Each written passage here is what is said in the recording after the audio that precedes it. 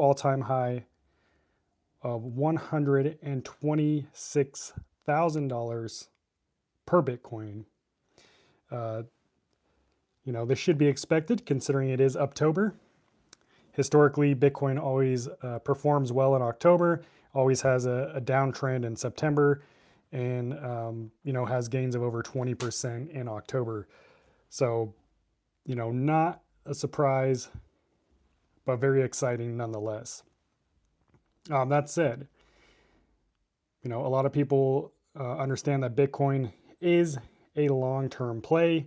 It's probably the only cryptocurrency that a lot of people are expecting to hold at least for a minimum the next 10 years, which is each their own. But yeah, this is in a very exciting time that we're living through, especially with, all the regulations and the government trying to become more crypto friendly, which, there's good and bad that comes from that. But $126,000 per Bitcoin, I mean, that's just absolutely insane.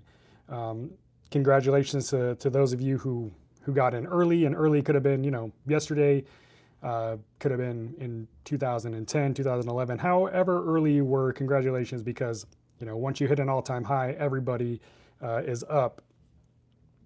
That said, I wanted to tell a little story. It's a super quick story from one of our subscribers here on the channel. I think I talked to this gentleman last year in my comments section. Or wait, no, he commented. He actually ended up calling me. Sometimes people call the channel. But basically what happened is he had, in this specific wallet, he was using a hot wallet. I believe he was using Electrum on his computer. And he had, I think it was like $3,000 worth of Bitcoin. And this was probably around January of this year. It was earlier in the year, maybe late last year. He had about $3,000 worth of Bitcoin stored in his Electrum wallet. The thing is, and he didn't check this wallet often, but one Sunday morning he signed into his wallet and noticed that all of his Bitcoin was gone.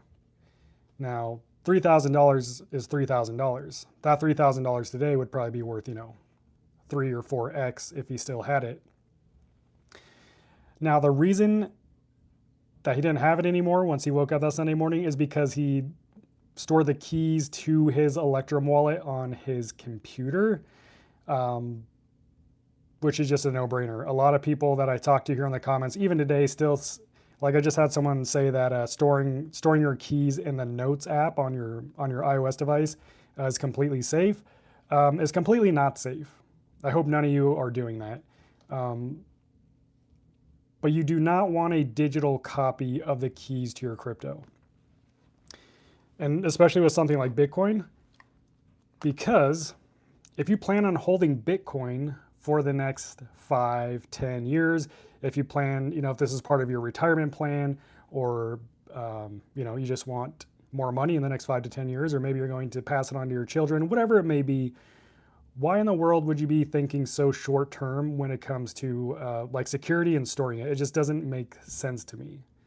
So yeah, that's probably the biggest mistake is storing your keys on an internet connected device or with a custodial exchange. I know a lot of people keep their crypto on centralized exchanges, Coinbase, Kraken, Crypto.com. I'm sure a lot of people even have crypto in Robinhood. Probably any family members that you talk to every year that are always asking you, oh, how's your crypto investments doing? They always want to get under your skin. Well, a lot of them are probably getting into crypto now. Happens every season when Bitcoin starts to take off and people get bullish and you start seeing the headlines. A lot of people enter the crypto market. And I think the biggest mistake they make is not learning like the simple fundamentals first, that crypto only exists in one place, which is on the blockchain. And there's really only one secure way to store it, and that is not on the exchange that you buy it on. The reason you don't want to do that is because, crypto exchanges, they hold the keys to your crypto, which means you don't actually own that crypto. Literally, those numbers that you're staring at on the crypto exchange, that's not even crypto. That's not even the blockchain. That's just an internal ledger that the crypto exchange has created, and it's just it's basically fake. It's like, hey, this is what you technically own, but the exchange actually holds it in their own wallet, and they control the keys.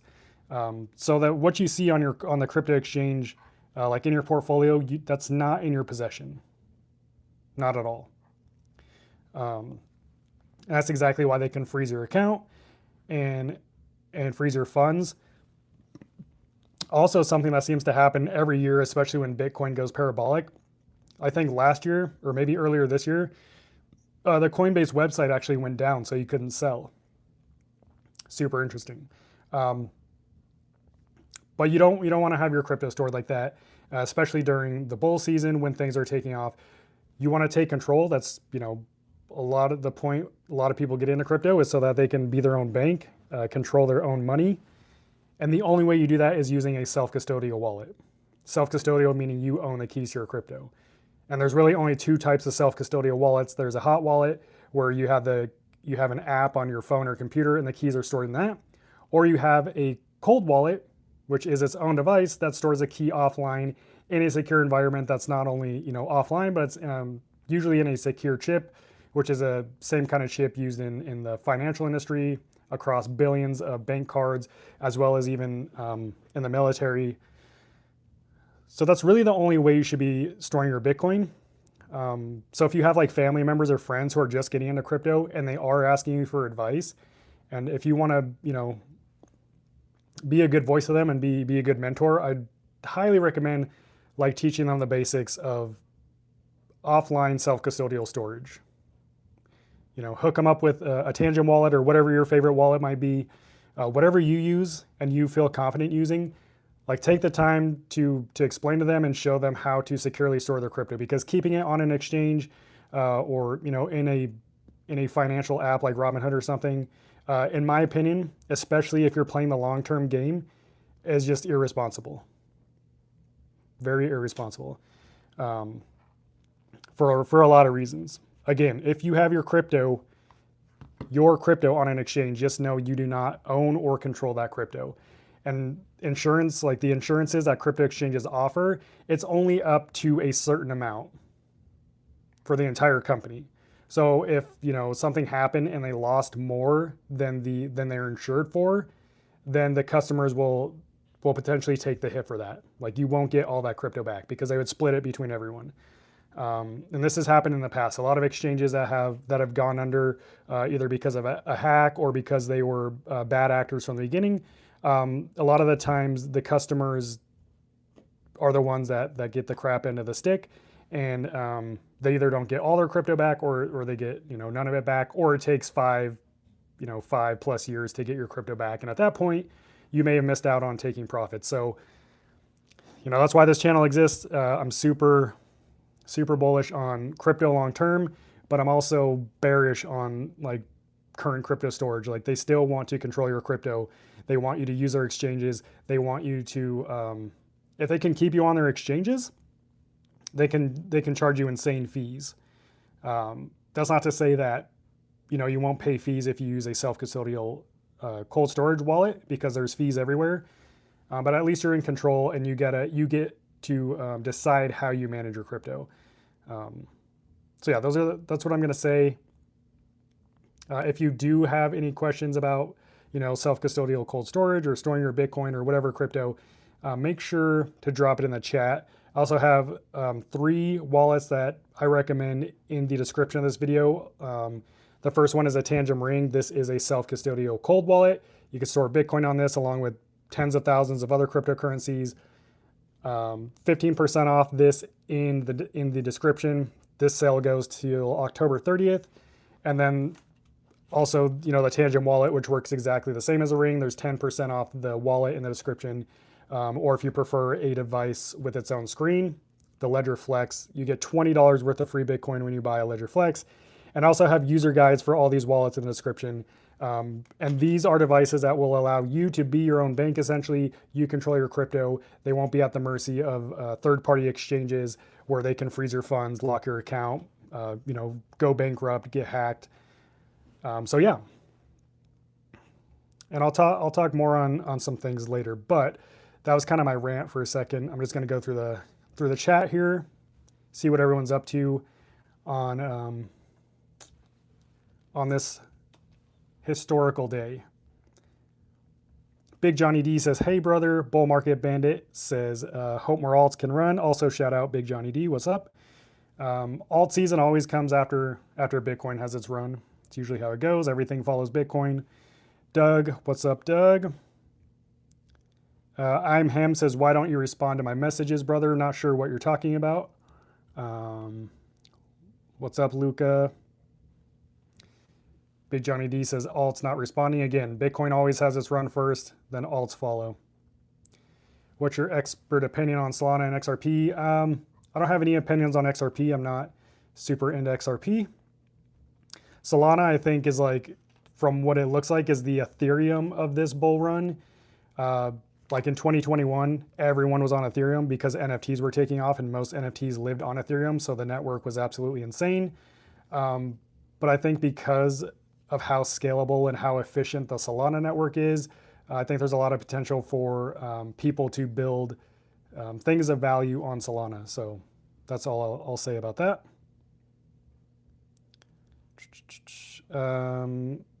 Sayip, please stop spamming. If you want to ask for advice, then just whatever your question is, just drop it in the chat. No need to spam the comments. Otherwise, you will be blocked. Joy Alpha says, "Would you recommend Bitcoin? Would love to know your thoughts about it. Love your work, man." Let's get... would I recommend Bitcoin? Well, I'm not sure what you mean.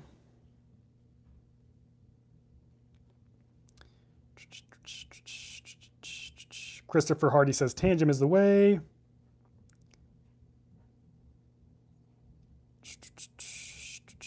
Daniel says his Tangem arrives today. Super cool.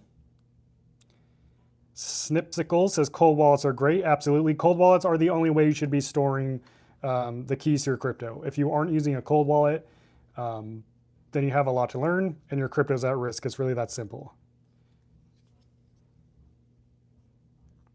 Influid TV says, what are your opinions on XRP and Algorand? I don't have any opinions on those. My best advice, if you're looking for like coins to invest in, is to not look to YouTubers and influencers to tell you what coins to buy, because 99% of them are paid shills, and the rest of them who aren't, paid to shill you random coins, they don't know what they're talking about. And I don't claim to know what I'm talking about when it comes to the price of crypto or anything like that. There's probably less than, 10 people in the world who are actual like crypto experts and kind of have like a good idea of where the market's heading. And those people likely have a ton of data that they use to make their guesses. But yeah, I do not recommend looking to YouTubers for what cryptos to invest in. I think it's really worth taking the time. Like anything in life, you got to put in the time if you want to, extract the value or get value from it. Ivan says, "Can you buy the crypto directly on the cold wallet, or do you always have to buy it on the exchange first and then transfer it to the wallet?" Ivan, you can buy crypto directly on cold wallets. There's a buy button, there's a sell button. You can swap crypto, you can stake crypto. So you can do it all through the cold wallet app. The thing is, all the cold wallets, because they're offline, they still use third-party exchanges.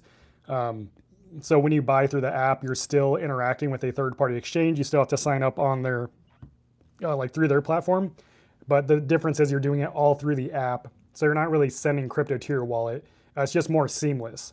But you still are using a third-party exchange.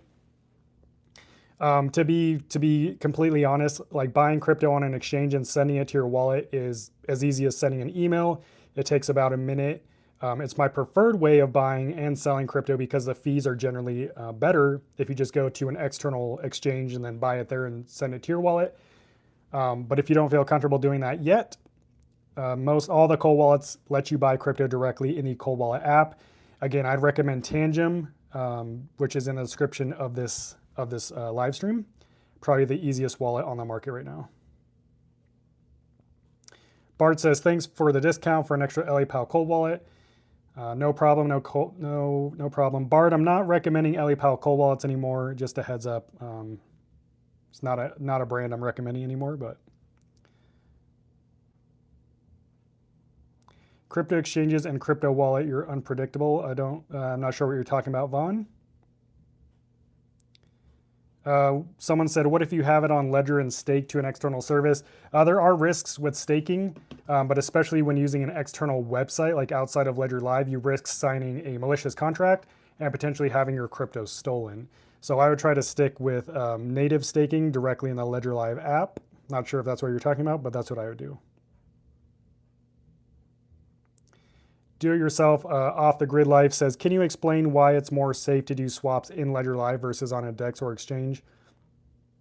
Well, it kind of depends, because if you connect your any wallet to a decentralized exchange, most of them are going to be safe. However, you are signing spend approval contracts, and if the platform that you're using like Uniswap is ever compromised and you've already signed that spend approval, then you risk your wallet being drained, because a spend approval is basically telling the platform, yes, you can take crypto out of my wallet. And that approval stays approved unless you revoke it. So if the platform is ever compromised in the future, the platform already has your approval, and the hackers or the scammers could take your crypto. So a lot of the way that a lot of swaps work within like Ledger Live is you actually send your crypto externally to the third-party exchange. They do the swap and then send it back for you. So in a lot of scenarios, you aren't signing the spend approval directly with your wallet. You're actually sending it externally, and then they send you the exchange crypto back, which would be technically safer. If you want to use a DEX, I just recommend using either using a hot wallet to do your swaps or use a second cold wallet. Joy says, would you recommend Bitcoin Well? I don't know what that is. If it's not a cold wallet, then no. The only way you're going to ever hear me recommend keeping your crypto safe or storing it on this channel, because it's what I truly believe in, is using a cold storage self-custodial wallet. That's how you want to store your crypto. It gives you the most control and the most security. There's absolutely no way anyone could take your crypto if you have it essentially secured offline, because crypto lives on the internet, on the blockchain. If you're storing the keys to your crypto offline and you use the cold wallet the right way, your crypto is going to be safe. The only other way that it would be hacked after that is if the entire network is compromised. And if that's the case, then no wallet would be safe, which is a lot less likely that the actual network would be compromised. Again, cold wallets are nothing. If you're not using a cold wallet, if you don't understand the significance of using a cold wallet to keep your crypto safe, then my personal opinion is you shouldn't even own crypto. Before you even buy crypto, I believe that you should have a cold wallet set up and ready to go and understand the importance of it.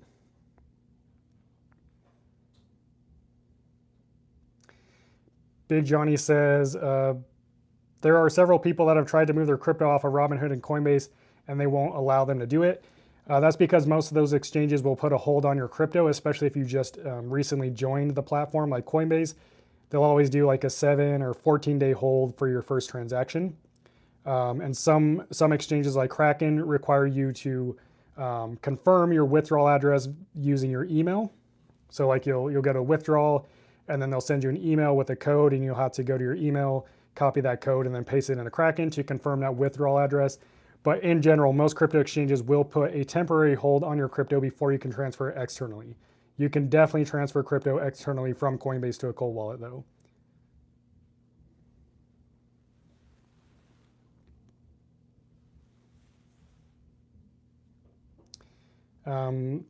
Someone says, staking SOL with Tangem, doesn't that defeat the purpose of bringing it off-chain? You can't bring crypto off-chain. Like crypto only lives on the blockchain network. When you buy a cold wallet, your crypto is not held on the wallet. That's not possible. That's not even a thing. Crypto isn't stored on exchanges. Crypto isn't stored in apps. Crypto isn't stored on Robinhood. It's not stored on physical cold wallet devices like Ledger, right? No crypto on this. There's no crypto on this. No crypto on my phone. Not possible. Crypto only exists in one place, that's on the blockchain. When you get a cold wallet, what you're doing is you're keeping the keys that are used to access your crypto. That's what you're keeping offline. And that's the way that you secure your crypto. The way that you access crypto is using the keys. It's the only way you can access it. It's the only way you can manage it. And that's why it makes sense that you want to be the sole controller and owner of your keys. And the easiest, most simple, and secure way to store those keys is offline on a cold storage device. Yeah.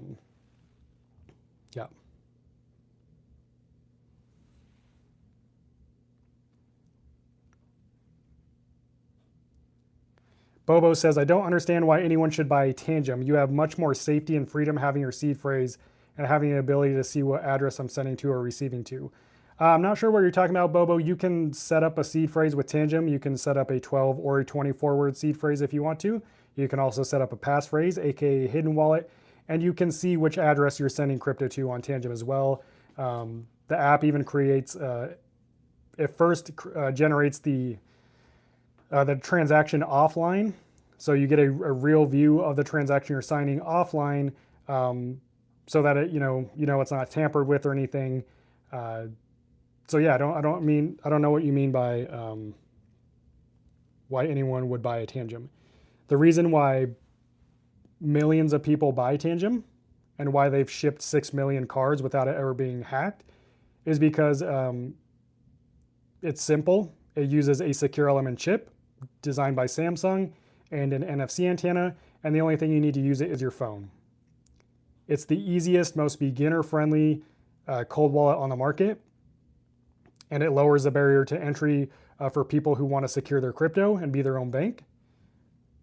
And it's also the most affordable wallet on the market. It's also the most discreet wallet, the most durable wallet, has the longest, it's got a 25-year product replacement warranty.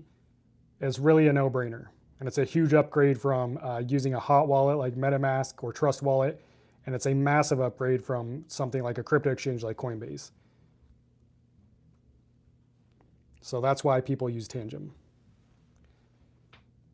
I think Tangem is doing it better than most wallets in the industry. They understand where the market's heading, and the reason they've been so successful out of nowhere is because they actually listen to what the users want. Versus a lot of these other wallet brands, they just assume what users want. They focus, their marketing is all focused on security, like air-gapped wallets, which aren't actually more secure. Bitcoin-only wallets not actually more secure. As users, we just expect the wallet to be secure. That's why we're buying it. So what they really need to start focusing on is creating a seamless and easy to use product. Crypto is already complicated enough. We don't need our wallets to be complicated too.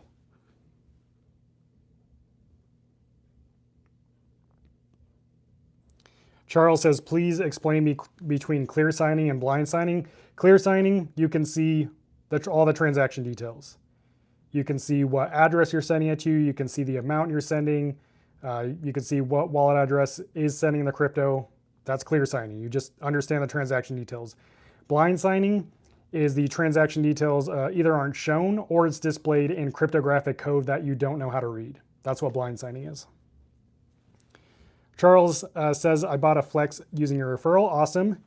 Yeah, the cool thing again about the Flex, one of the most secure wallets on the market. It works with your phone and computer using Bluetooth or USB-C. It also comes with $20 worth of free Bitcoin. Leroy says, hi, what's up, Leroy? Charles, what's up? Assad Ali says, is Binance reliable? Binance is one of the most popular crypto exchanges, but it's not a place you'd ever want to keep your crypto. You don't want to keep your crypto on exchanges. So I'd say Binance fine for buying crypto, not fine for storing your crypto.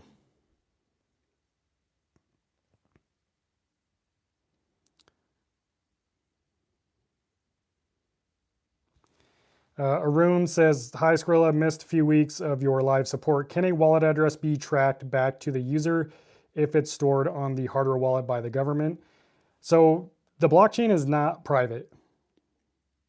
For all the people who, now there are ways to make it more private, but the blockchain is literally a digital public ledger of transactions. And there's always a trail.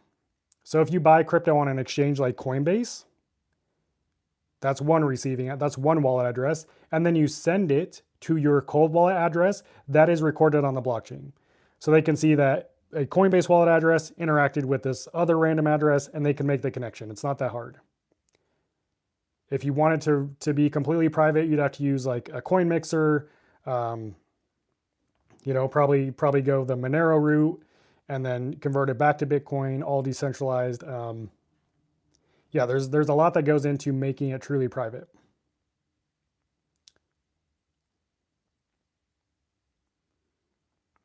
Bobo says, I hate Tangem.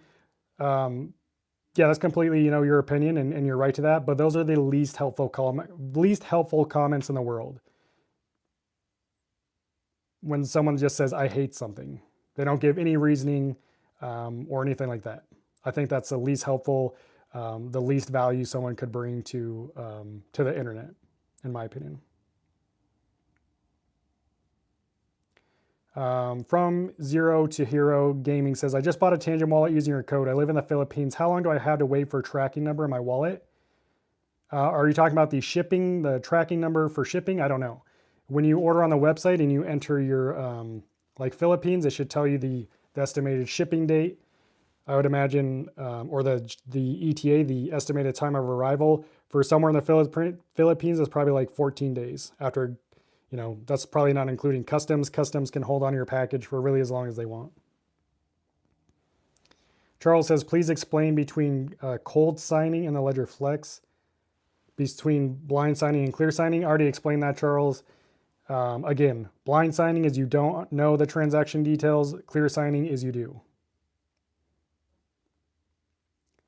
Leroy says, usually if a YouTuber says buy something, you should avoid it. Like the YouTubers that are talking about random low market cap coins, like meme coins and stuff, they either have a fat bag of it and they're planning to sell it once their audience buys it, or they were actually paid to shill those coins. Then there's YouTubers who just have found a market like XRP. Any YouTuber that talks about XRP usually gets a lot more views than any other video. And then saying there's, a bunch of Bitcoin specific YouTubers, which, it is what it is. I don't have anything against that. I do have a problem with people scamming, though. Someone said, how long did it take for your Ledger Flex to arrive? For me, it arrives within a week, but just depends on where you live. Joey says, Bitcoin Well is a website. You can buy Bitcoin and give your Bitcoin address there, and they automatically send Bitcoin to your cold wallet address. I would not trust that. I definitely would not trust that. If I'm buying Bitcoin, I'm going to buy it myself and transfer it myself. I'm not going to let someone else do that for me.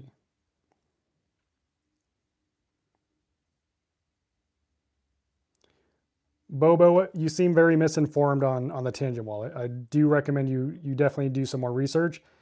Bobo is asking why getting a Tangem is better than Trezor or Ledger. You don't have a seed phrase backup where you can access your crypto anywhere, nor can it show the receiving and sending address. That's all, those are all false statements. Pearls of Wisdom said, you rock, so happy I recently found you, learned important info already, and looking forward to digging into your videos. Awesome, thank you, Pearls of Wisdom. Thank you. But yeah, I just want to take a pause here. I'll get back to the chat. Again, Bitcoin hit a new all-time high today, 126,000. If you are holding Bitcoin, if you plan on holding it for long term, longer than 2026, you really need to make sure your keys are stored offline on a cold wallet. Again, crypto security, it can be summed up into a very simple nutshell, like Crypto 101. The way you secure your crypto is you secure the keys to your crypto. It's that simple. How do you do that? You store the keys offline, and you make sure that they don't interact with the internet. If your keys are stored offline, there's literally no way that anyone can get to them, unless of course they come to your house and steal your wallet and threaten you or wherever, make you go to your bank, and if you have it in the safety deposit box. But basically it'd have to be a physical threat and attack on you. But if you have your keys stored offline in a cold storage wallet, there's absolutely no way anyone is getting to your keys. Again, you could sign a malicious transaction, but as long as you treat your cold wallet like a savings account and really only use it to send and receive crypto, you're golden. If you want to secure your crypto for the next 5 or 10 years, that's the way that we have to do it right now, is a self-custodial cold storage wallet. A lot of people are scared to take that jump. I think it's a necessary jump. I think it's a requirement to be in a crypto. Because again, if you have it stored on an exchange, you don't actually own it, you don't control it. There's been plenty of stories of crypto exchanges going under, not even recent ones, not even, FTX, but really early exchanges where they were hacked. They had to file bankruptcy. A lot of people didn't get their crypto back. They lost, hundreds of millions of dollars worth of Bitcoin in today's value. But ultimately, if you have your crypto stored on an exchange, you're basically just trusting someone else to store it for you. I don't feel comfortable with that at all. So the only way to take control of your crypto is a self-custodial cold storage wallet. And that's the most secure way to do it. I think a lot of people overcomplicate crypto security. You don't need a crypto-specific computer. You don't have to be using a VPN.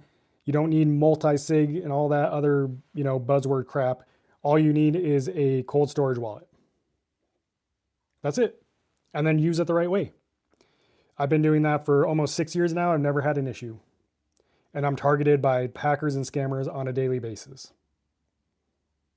Every single day, multiple times a day.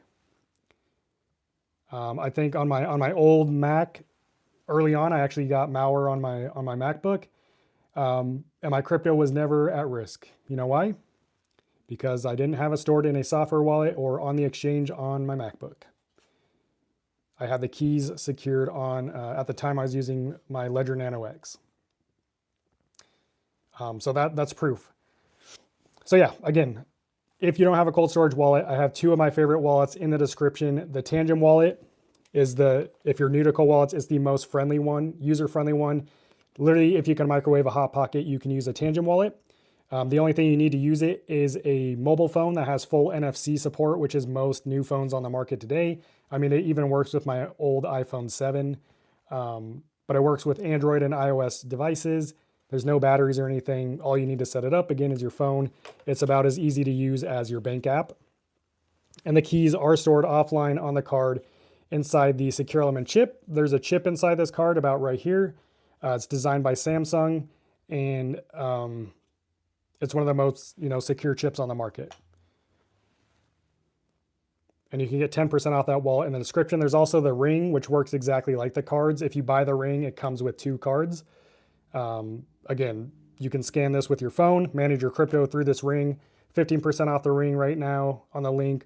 Or if you prefer a device you can use with your computer, and you want a device with its own screen and a battery, let's see here, then the Ledger Flex is my favorite choice right now, and you can get $20 worth of free Bitcoin with the link in the description. I think I can create, let me see. We should run a poll here and see what you guys think. I did this last time. Let's see, what's a good number for Bitcoin? Let's go crazy. So I'm going to put a poll here on the screen, and go ahead and put your vote in.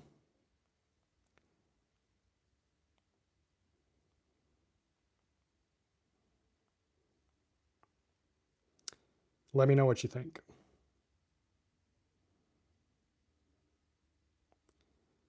Okay.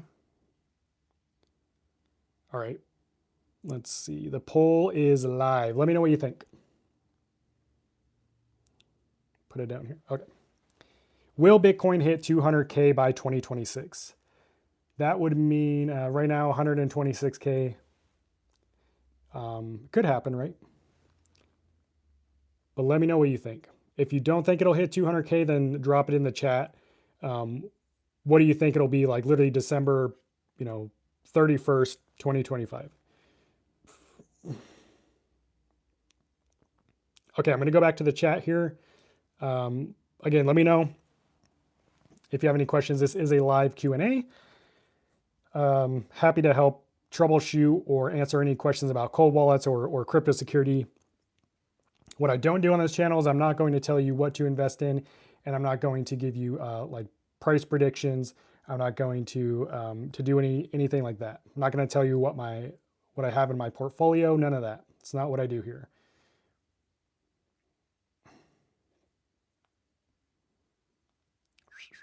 Okay, I lost it here on the chat. Okay.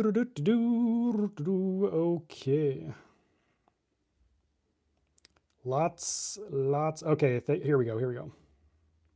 I think I'm getting back to where I was.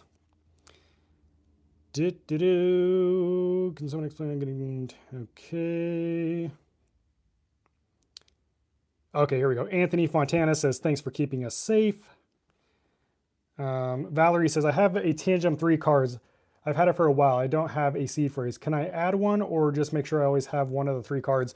So if you have your Tangem wallet set up without a seed phrase, not a huge deal, not my personal preference. Yeah, you always need at least 1 card, because if you lost all of your cards and you never moved your crypto out of your Tangem wallet, then you would lose access to all your crypto. You can change it to a seed phrase, but that requires you to set up a completely new wallet. And though you can either just buy another Tangem wallet and do it that way, or you can factory reset the cards, but you have to do it the right way, because if you factory reset your cards with all your crypto still secured by that wallet, then you would lose all your crypto. So if you want to see the video on how to safely factory reset your cards and set them up again with a seed phrase, just type it on YouTube, missed seed phrase Tangem. My video will pop up, and I have a video exactly for you, Valerie. Like, I literally made that video for you for that exact question. Or, consider diversifying your crypto and having 2 wallets. You could have one seedless wallet, which to be clear, even though I prefer using a seed phrase with my Tangem wallet, I have a lot of Tangem wallets, and I still use a seedless one. This is the 1.0 version. You couldn't create a seed phrase with this one. I still use this wallet to secure part of my portfolio. But that said, it's a good idea to diversify your crypto into multiple wallets. So Valerie, maybe you want to keep your seedless wallet. Maybe you want to get a second Tangem wallet or another brand of wallet and consider diversifying. The reason I like diversifying using Tangem is because you can manage multiple different wallets all in the same app. If you had 50 different sets of Tangem cards, all with their own seed phrase, you could manage them all in the app without having to access each one. You can just swipe between the different wallets. And of course, anytime you wanted to transact, you would need the card for that wallet. But that's the reason that I like diversifying in Tangem, because it's just the easiest to do. Bart says, can I ask why you no longer support EliPal? What's a better brand? I know Tangem, but I chose EliPal in the past. So yeah, I've recommended EliPal before. The thing is, EliPal has lied to me, and they lied to their customers. And maybe it's not a big lie, but to me, it's a big deal when you're running a company, a security company that people rely on you for. But basically, a few weeks ago, they sent me an email saying that another wallet brand, one of their competitors, had been compromised, which was a complete lie. And I called them out about it. And they realized they were caught, and they apologized like 4 times. And yeah, I just think that's like disgusting behavior. I wouldn't trust a company that is, one, going to lie to me, but then they also, on their EliPal X card, which is their most recent wallet, they claim that it's air-gapped, which, to be clear, air-gapped wallets are not more secure than a non-air-gapped wallet. It's pure marketing. But they claim that the EliPal X card is air-gapped, and it's obvious that it's not. It's an NFC card. You can't have an air-gapped wallet that uses NFC. That makes it not air-gapped. And I called them out about that, and they just ignored the email. Like, we were emailing, and I said, by the way, you say this is air-gapped, but it's not. And they just didn't reply. So I don't like how they tried to not only deceive me as, someone who has recommended their products on the channel, because I thought they were, a reputable company. But they also their customers. I don't think that's okay. I will say, I think EliPal wallets are still secure wallets. It's just not a company that I'm personally going to support moving forward. So Anthony says, is there any way to revoke a spend approval? Yes, there is. If you type in revoke, REVOKE .cash, you can, that website will show you all of your, if you connect your wallet, it'll show you all of your signed spend approvals, what they have access to, the amount of crypto they have access to, if it's unlimited or a set amount, and you can actually revoke the contract approvals using that website. Just know when you revoke a contract approval, it is a blockchain transaction, so you do have to pay blockchain transaction fees, but to use their website, it's free, but you do have to pay the blockchain transaction fee.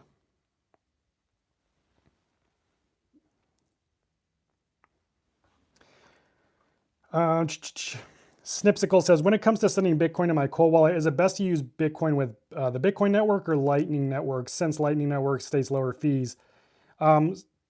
So some wallets don't support the Lightning Network. So it's best just to, what I do is I just use the default Bitcoin network, which is the SegWit address. So a lot of wallets will have the legacy and the SegWit address. SegWit is kind of like the newer type of Bitcoin address, and it's a bit more efficient than the legacy address. So I just use SegWit, and you should be fine. Right now, fees aren't even that much.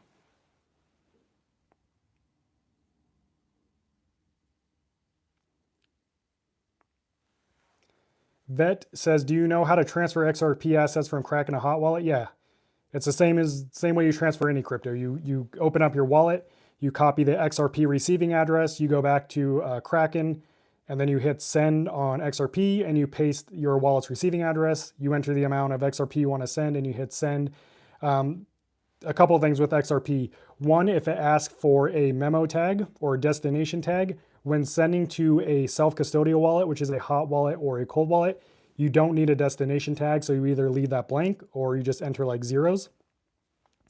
The other thing, anytime you open a new XRP address, so like on your hot wallet or cold wallet, the XRP network requires it a deposit of 1 XRP.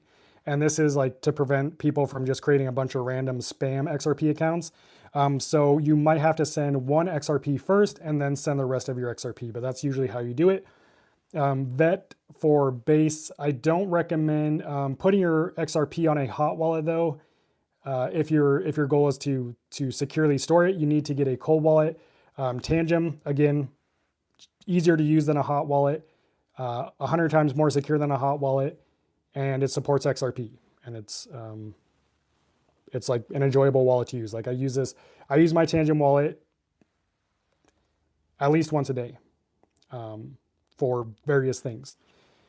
So yeah, again, if you look for the easiest wallet to use, if you can microwave a Hot Pocket, you can use a Tangem wallet. The link is in the description of this live stream along with the discount code. Turbo Toad says, swapping on Tangem is pretty pricey. What do you recommend? Just swap on a crypto exchange. But in my experience, like I compared swapping on Tangem to swapping on Kraken, it was almost the exact same. So in my experience, swapping isn't more expensive. The buying and selling through Tangem is expensive. So if that's the case, I just use my preferred exchange, which is Kraken. Bobo said, I've only had good experiences with Coinbase. Glad to hear that. Coinbase is, in my opinion, one of the worst exchanges. They also have the highest fees, and they also have, they freeze people's accounts the most. They're the most sensitive crypto exchange on the market. Hans said, thanks for telling the importance of cold wallets. I've had a good experience with OneKey. I really like OneKey wallets. I like the OneKey Classic 1S. It's a good wallet. Scott says, I signed a swap inside my Ledger cold wallet. Was that not supposed to happen? It depends where you sign that swap. If you were connected to an external website, like some random website, then that could be a risk. If you did it through Ledger Live, then you're okay. Charles Spencer is still asking the difference between clear signing and blind signing. I've already answered that twice. So please stop asking.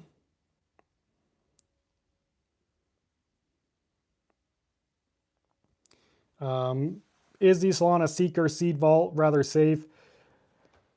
Can you say a few words? I know you'll do a review eventually. It's not as safe as a dedicated cold storage wallet, no.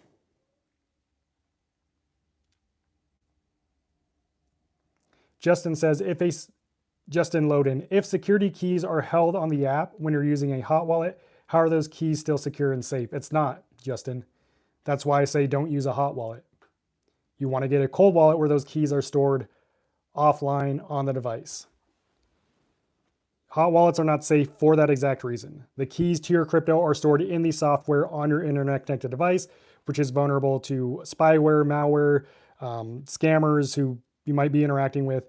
You want to get your keys offline, secured on a device. Again, Tangem or Ledger. So when you use a cold wallet, a lot of people will get confused. They're like, well, my cold wallet uses an app, so that means it's connected to the internet, right? No. The reason cold wallets need apps is because they're offline.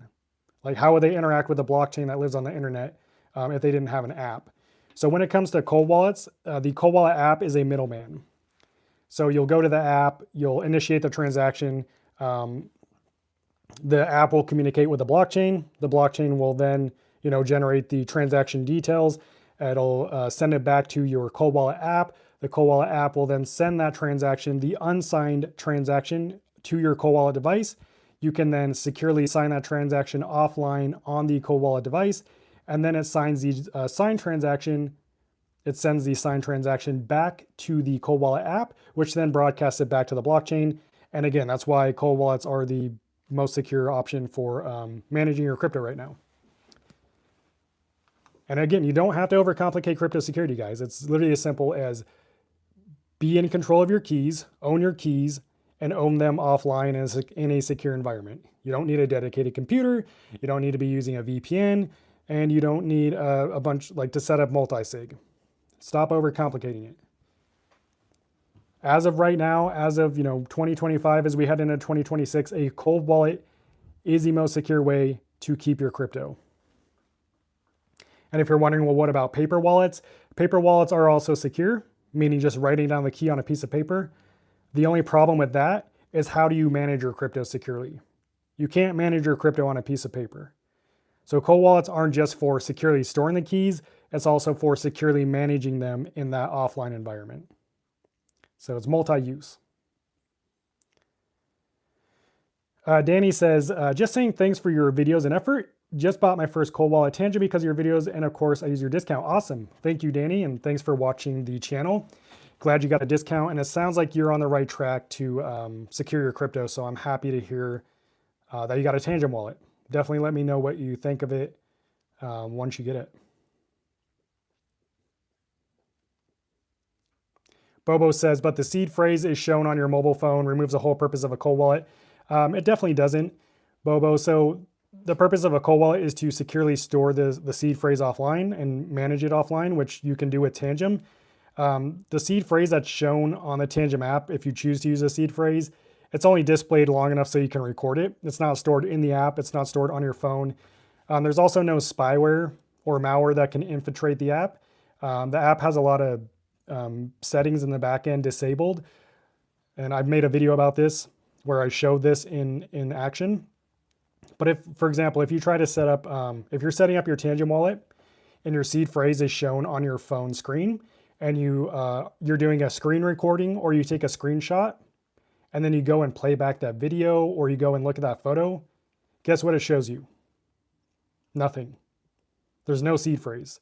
That's because the Tangem app has disabled those types of settings in the back end, so people can't see it. Only you can see it. And again, it's not stored in the Tangem software. Victor says, hi, is it Forex? No, it's not. Alam says, so Tangem is good to go? Tangem's always been good to go.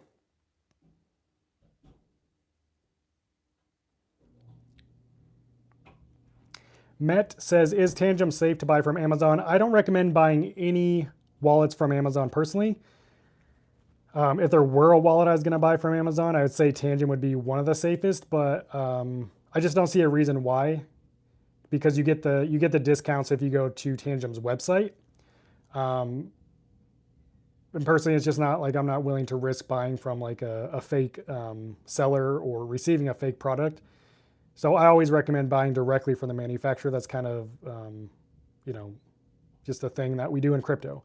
You want to buy your wallet directly from the manufacturer, even though there are ways to, like when you set up your Tangem wallet, the app verifies that the cards you're using are legit Tangem cards, and it'll pop up a display message if it were fake or compromised. But yeah, I always recommend, personally, I've never bought a wallet on Amazon. I always buy it from the website.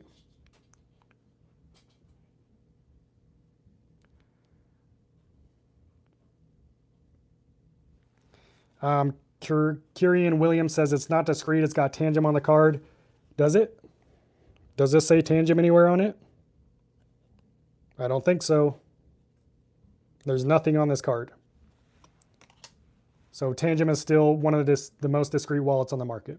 If you don't want the Tangem logo on it, then you get the one without the Tangem logo. It's called the Stealth card. Or you can get the ring. There's no Tangem logo on the ring. There's one on the inside. It doesn't say Tangem, it just has a logo, and you can't even see it unless you know it's there and you know to look for it. So yes, I will stand by Tangem is the most discreet wallet on the market, and it's also the most secure wallet. And when I say discreet, I'm talking what looks more discreet. Let's say I'm going through airport security. Let's say security checks my bag. What do you think looks more suspicious? This thing? Or this card that's going to be in my wallet with the rest of my cards? Or this ring? To me, it's a no-brainer. I've traveled to various countries with my Tangem card. Never had an issue. No one's ever questioned it. You can take it through the X-ray machine. It doesn't do anything. It's resistant to X-ray machines. It's EMP proof. It's resistant to electrostatic discharge. It's waterproof. It's resistant to extreme temperatures. Yeah. I mean, in terms of durability and discreetness, nothing comes close to Tangem.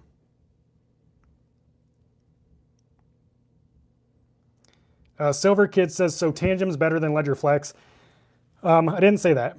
And you should really go watch my most recent video on my channel. It's called New to Cold Wallets. Watch this first. And that's one of the mistakes that people make, is believing that there is one best cold wallet. There isn't such thing as a best cold wallet. Best is subjective. There's only going to be a best for you. So depending on your experience level, the types of cryptocurrencies you want to support, or you need your wallet to support, as well as the device you want to use it with. Because Tangem is a mobile-only wallet, so you can only use it on your iOS or Android mobile device. Ledger Flex is, you can use it on your mobile devices and your Mac, Windows, and Linux computers. I think personally Tangem is the most user-friendly wallet. Like if you're new to cold wallets and you want to, you don't want the complicated setup and having to deal with cords and batteries and stuff, and you just want it to be like super simple and seamless, that's who I recommend Tangem to. If you consider yourself, a little more techie and you don't mind taking a little extra time to learn how something with its own screen work, then I believe the Ledger Flex is the next easiest option, most user-friendly option after Tangem, as far as a device with its own screen. But in terms of like securing your crypto, both of these devices will do that job. I don't think one is necessarily more secure than the other, but I also look at like your experience level. Because if you're brand new to cold wallets, you're brand new to crypto, you don't have a lot of confidence in your ability to manage the keys, and you don't want to mess up and make a mistake, you should also take that into consideration. Because the more complicated your wallet setup is, the more likely you are to make a mistake. So that's why I say, like, complete beginner who might not be the most tech savvy, who wants to secure the crypto, go with Tangem. If you want something and you're more tech savvy, then maybe Ledger Flex would be for you. So you can't go wrong with either, but it just depends. And the same thing goes for Tangem or Trezor. It's all the same. Literally, that applies to every wallet, whether it's Trezor, Ledger, OneKey, Tangem. You need to decide the first two things. Again, you should go watch the video that I published, but the first two things you need to check when choosing a cold wallet is coin support. Does it support the cryptocurrency that you want to hold or that you want to secure? If it doesn't, you can cross that one off your list. That's an easy, it's an easy one to mark off. The second thing is device compatibility. Does it work with the device that you have at home, either your phone or computer? If it doesn't, then you can cross that one off your list. After you cross those two things off your list, then you can start looking at, more like the app and stuff. I think the app is super important when it comes to cold wallets. That's what makes the wallet easy to use. Personally, I think the Tangem app is the most user-friendly app on the market. But I think Ledger Live has done a great job. They've had their app available, you know, since 2015 or 14. So they've had about 10 years to develop it and make it very functional. Bill says, hi, cheaper to swap a coin to USDT on Tangem or to sell on an exchange? It just depends on what exchange you'd be selling and which crypto you're swapping from to USDT. So it just depends. Travis says, is Robinhood okay? Robinhood, people buy their crypto on Robinhood.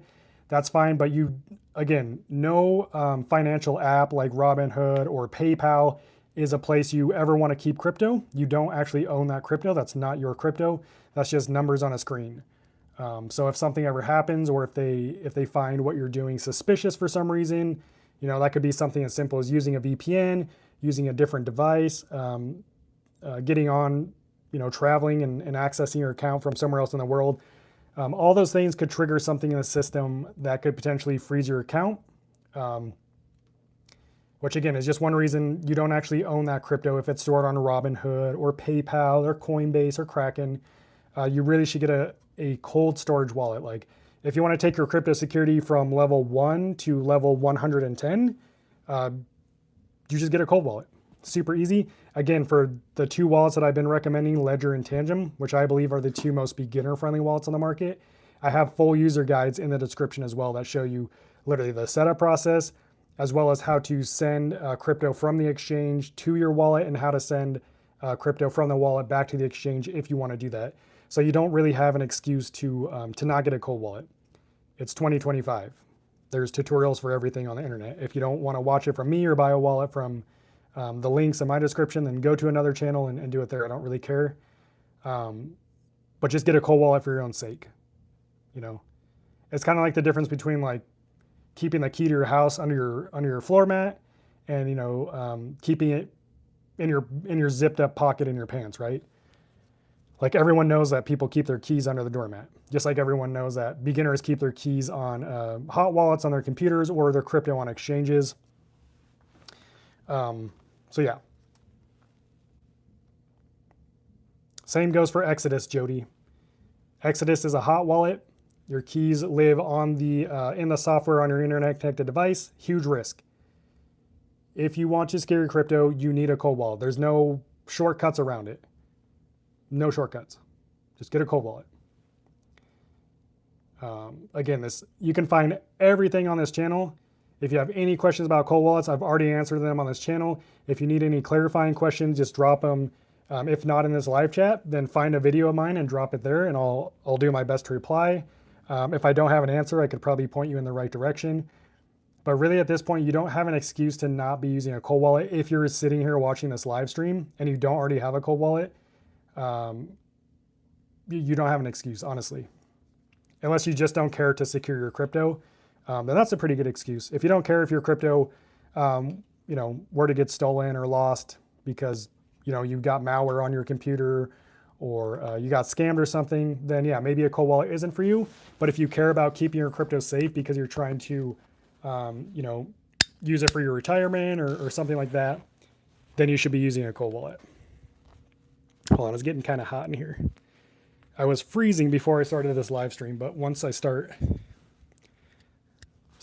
going, ooh, it starts to heat up. Okay. Got my little microphone. I barely ever use this, so hopefully it sounds okay.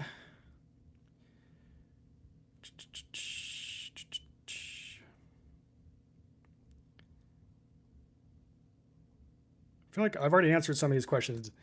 I must be behind because some of you they ask the same questions over and over again, which is fine. But just know that I'll get to your question. I'm just behind, so you don't need to spam it 100 times.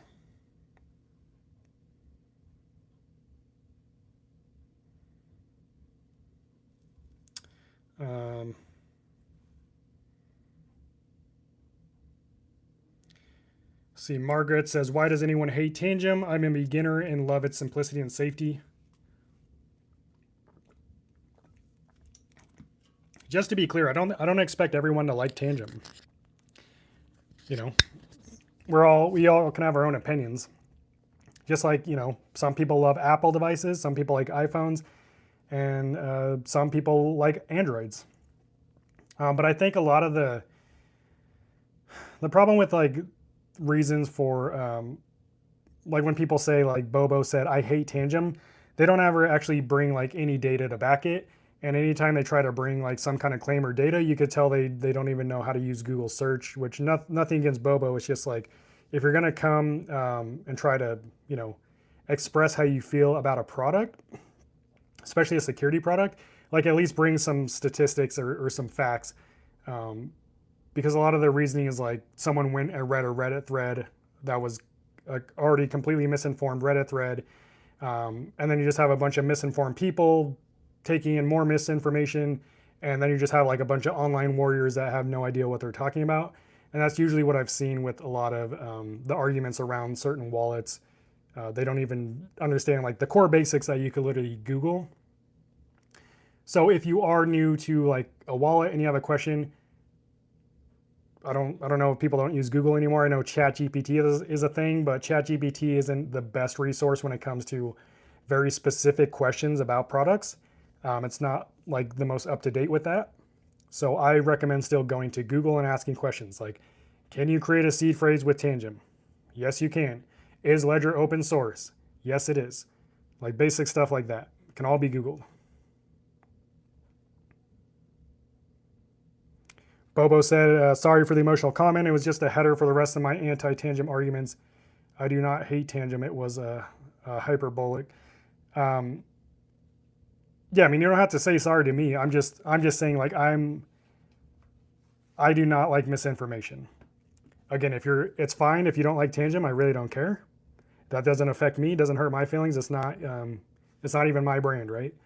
It's not my company. If you don't like Tangem, that's fine. But if you're going to bring arguments as to why you don't like Tangem, at least make sure you've done your research and can back up the claims. Because all the stuff that you said about Tangem was false. We got a super chat or sticker or whatever, however this works, from Prototype 1985. Thank you for your $5 donation. Super generous of you. Prototype says, I want to thank you because I got my crypto on Tangem safe. It's the best. It's the best. Coinbase was trying to steal my coins. Respect, dude. Tangem is the best. I appreciate you saying that. I appreciate you sharing your feedback with Tangem, or about Tangem rather, and for your donation. I would be curious to know how Coinbase was trying to steal your crypto. Maybe they were freezing your account or something like that. But ultimately, I'm just glad that you are now in control of your crypto with your Tangem wallet. It sounds like you're doing everything. You're doing everything right. You're doing it the right way. So shout out to you. Well done, Prototype. Good for you, man.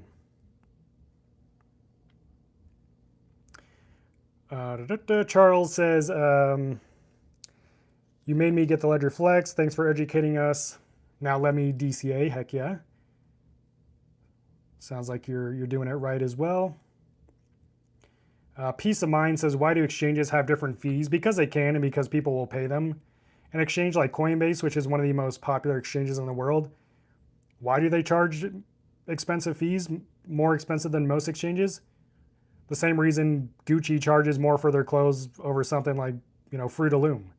It's because they have the brand name and because people will pay the price.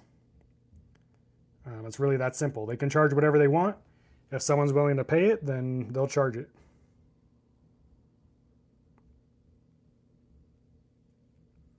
Bet says, I despise channel that shill meme coins, especially ones that are new. Yeah, honestly, the channels that are just straight meme coin shillers, they don't provide any value at all. Should be a huge red flag. Final Hour says, what do you think of Shiba Inu? Again, not something we do on the channel. I'm not going to tell you necessarily what I think about Shiba Inu. Scott says, why did I have to sign for a swap on my Ledger Flex? Probably because you swapped crypto. You'd have to sign for that. Gerard says, if you have crypto on 2 different exchanges, can you send from both to your cold wallet. Yeah, for sure. There's no like, that's not how, like, exchanges and wallets, they're completely separate. Like, an exchange is its own platform, a wallet is its own device. That's like saying, can I send an email from my Gmail account to a Yahoo account? Like, you can, just because they're different, it doesn't really matter. It's still all on the same network. It's on the blockchain. So, you know, even if you had a Coinbase, a Kraken, a Exit, or an Uphold, a Robinhood account, and you had one cold wallet, you could send all your crypto from those different exchanges to your one cold wallet. And you can also send the crypto back to whatever exchange you want. It doesn't really matter. Big Johnny says everyone should hit the like button. It's free. I appreciate you, Johnny. Grafted Witness says, in order to sell crypto after transferring it back to a cold wallet, I must first send it back to an exchange. Correct? I haven't used a cold wallet yet. Kind of nervous. Grafted, I understand you being nervous, but cold wallets are so simple. And I really like, if you're like Grafted and you're nervous to use a cold wallet, like, just like anything in life, like, you just need to get your hands on one and just go through the steps yourself. You know, it's not like anyone's rushing you to go through the steps. Like, get the wallet, take it out of the box, set it up, transfer $20 worth of crypto, you know, to build up your confidence. Once you've successfully done that, you can send the rest. It's really not, I'm being 100% serious when I say sending crypto is as easy as sending an email. Once you do it a couple times, once you understand how, it's literally that easy. It might take a little longer depending on the network, but it's super easy. But to be clear, Grafted, you don't need to send your crypto to an exchange to sell it necessarily, and it kind of depends on what you mean by sell. Because you could keep your crypto profits in crypto if you, like, let's say you had some ETH, for example. If you swapped your ETH to a stable coin, which is pegged to the price of the US dollar. So if you swapped your ETH to something like USDT, you could do that all on your cold wallet and actually secure your profits on your cold wallet without ever putting it back to your bank. That said, if your goal is to, you know, take profit and cash out and get fiat money and get that in your bank, you can also do that directly from your cold wallet, depending on the wallet and stuff.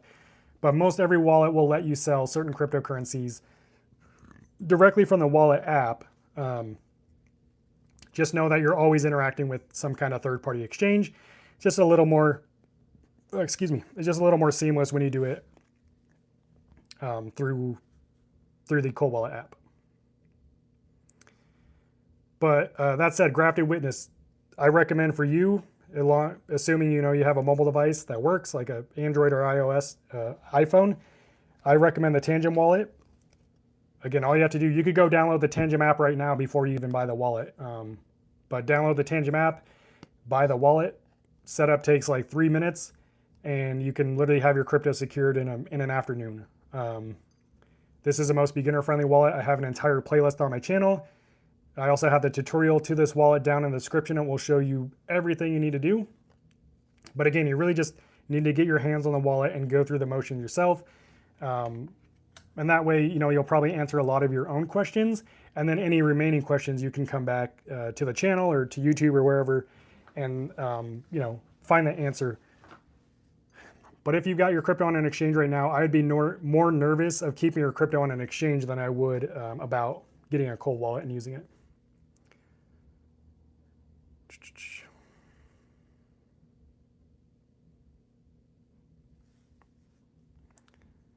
Curtis says, could you please send country relatively would be in memory of my dad? I'm not sure what you mean, Curtis.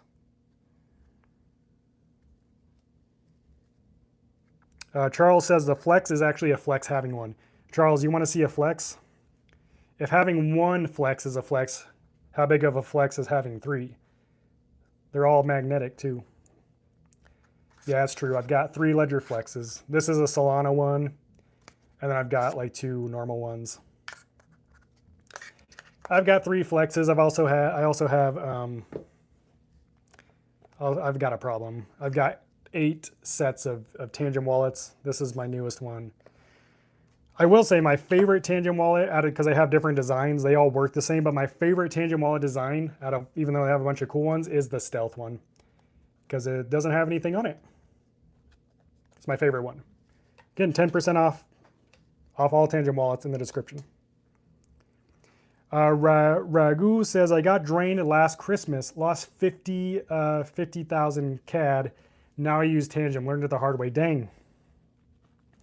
I'm sorry to hear that. I would be, if you could share more about how that happened, I'd definitely be curious to learn how you lost that much and kind of what happened so that we could all learn from your mistake.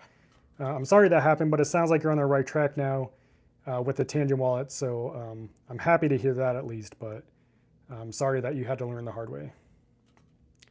Bobo says, I use Trezor. I think it's the best. It's open source, although you can prove that the actual copy I'm receiving is actually as the open source without me. Oh, I see. Bobo, yeah, I think Trezor is a great brand as well. Just because I recommend Tangent to most people doesn't mean I don't like other wallets or I don't think other wallets are equally secure. Again, Tangent, Trezor, Ledger, OneKey, those are some of my favorite brands. But when it comes to beginners who are nervous to secure their crypto, I really think it's important that a product exists like Tangent that lowers the barrier to entry and allows even beginners who are nervous, who don't have the experience, to secure their crypto. I think that is what's needed to see crypto mass adoption, not just in crypto wallets, but across the entire crypto industry. If we want to see mass adoption, whatever that looks like to you, it needs to become seamless, and we need to basically not even realize we're using it. Kind of like the internet. Before the internet, you had dial-up when I was a kid. It was clunky, it was slow. You had a big computer, it made crazy noises. Now we all carry around the internet in our pocket. And like for me, I use the internet to to pay the bills. Like I wouldn't have a job if it wasn't for the internet. So yeah, I mean that's where crypto is headed. I think we'll get there eventually. That also is why I think it's true that if you're getting into crypto now, like if you're just thinking about getting Bitcoin or whatever it may be, like it truly is still early. Because for the last, 5 years, like there hasn't been a lot of innovation in the space. A lot of it's just vaporware. It's a lot of scammers and venture capitalists coming in and creating completely worthless products that don't actually, contribute anything valuable to society or make our lives better. That's why you're still early. Because as long as crypto is extremely confusing, complicated to use, you're still early. When it starts to become like a part of everyday life and you don't really understand or using it, then you might be a little late to the game. That's my opinion. Jan says she's trying to swap Bitcoin to USDC right now. Already 30 minutes waiting. Is that normal? For sure. A Bitcoin swap, I don't know where you're swapping it, Jan, if it's in like through Tangent or something, but the swap could take well over an hour. Just kind of depends. But wherever you swapped it, you should be able to go and check the blockchain. There should be like a confirmation. It should tell you not only how long ago you submitted the transaction, but about how long it'll be before it's confirmed on the blockchain. But yeah, 30 minutes or longer isn't unusual for a Bitcoin transaction. Salahudin says, I have Tangent wallet. Is it safe or not? Yes, it is. I don't know why you would think otherwise. Scott says, why do you have to hold the sign button during a swap inside my ledger? That's just how they designed the wallet. Instead of just, I would assume they made it so you had to hold it so you don't accidentally hit sign in case you didn't want to sign it. By holding the button down for a few seconds, there's no way to make a mistake and accidentally hit the sign button. That's probably why they did that. Peace of mind. Is it safe to provide a crypto exchange with your bank account? Yeah, I mean, it is. They're all, registered and playing by the rules, by the laws that, whatever country you're in has deemed necessary. So in that sense, they're safe, I've never had an issue connecting my bank account. If you don't connect a bank account to your crypto exchange, you don't have as high of limits, basically. So I think it is worth it, in my opinion. Ricky says, when do you think Bitcoin will top? I have no idea. Also, like top when? Now? end of the year, 2030. Like a lot of people think Bitcoin's going to $1 million. Is that true? I don't know. But something interesting, like I think you can see it right here. How do I? I don't know if it's on here. It's somewhere down here. This, what you see on the screen behind me, on the green screen, is actually the Tangem app. There is a live like portfolio or a live chart that you can see for any crypto in the Tangem app. So I took the screenshot before the live stream, but it also tells you like the total market cap is down here. But the total market cap of Bitcoin right now is $2.5 trillion, which is absolutely insane. And I don't see, why it couldn't go a lot higher. RainX says Tangem Wallet is great. I agree.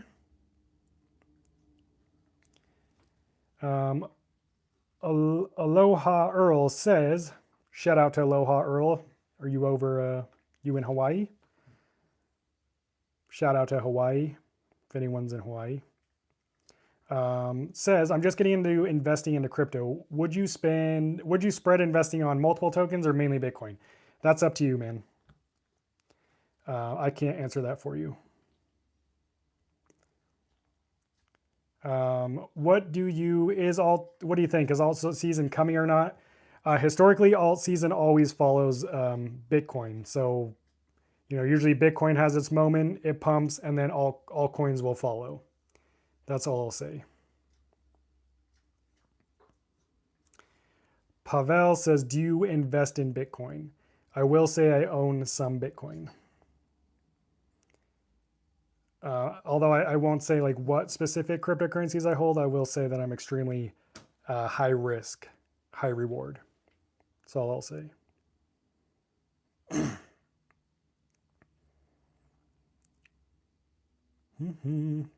RainX says got Hammer, has her Tangem ring on right now. So do I. Jay says, Skrilla, thanks for all you do. I'm much more confident with self-custody with all your advice. Awesome. Happy to hear that. And that's the goal with the channel. Charles says, I'll be DCAing Bitcoin since I got a flex. Heck yeah. Javier says, is it a problem to have a backup card from Tangem, or is a seed phrase better and safer? I personally use a seed phrase, but to be clear, even when you use a seed phrase, you still have the backup cards. You still want to use all your cards. That's just how Tangem works.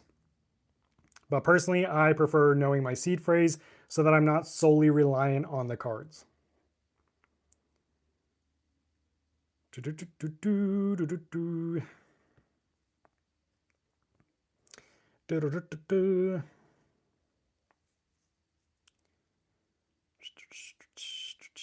Jay says, BitTensor Tau is not supported natively by any cold wallet that I'm aware. I read you can use a Ledger wallet with a Tailsman wallet to store keys still in a secure fashion. Yeah, like any Ledger, it won't support some like networks or cryptocurrencies. However, you can still secure the keys with the Ledger device, but instead of using Ledger Live, which is Ledger's native app, you would just use the other software wallet just to manage the crypto essentially. But as long as your keys are stored on the Ledger wallet and you're signing transactions from your Ledger device, that's the important thing. I was going to check something, but I forgot. And I haven't created any content necessarily on doing that.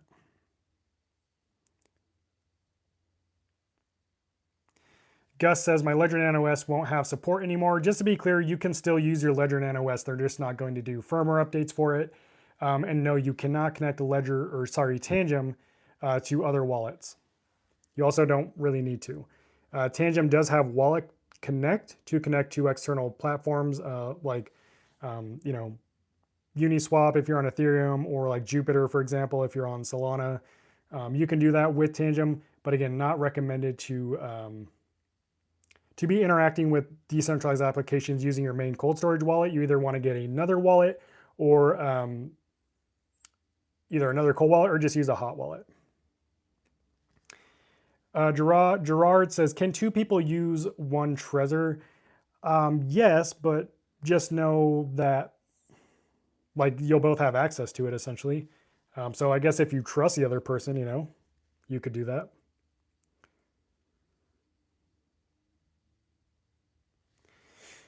Aloha Earl says, I just ordered the Ledger Flex yesterday. It's of course relative, but how much would you need on one wallet to want to split it into two wallets for security reasons? So you're talking about diversifying your crypto. Super important in my opinion for operational security. But as far as how much you keep on each wallet, Earl, that really depends just on your personal risk tolerance and what you feel comfortable with, as well as like your experience level. I don't think there's any set number, you know. If $5,000 is a lot for you, and you want to split that between two wallets, then I don't think that's wrong. If $1 million isn't a lot of money to you because you have $500 million and you want to, you're comfortable keeping $10 million on one wallet, then that's your choice. It really just depends on your personal preference and kind of, how you want to split that risk. Basically, just think of it like if your wallet was compromised or you made a mistake, which is more likely if you made a mistake and someone got access to your wallet, how much of your portfolio would you lose? You could do it on like a percentage base. You could put like 30% of your crypto portfolio in one wallet or 50%, just depends on what you want to do. Santos says, hi, what's up, Santos?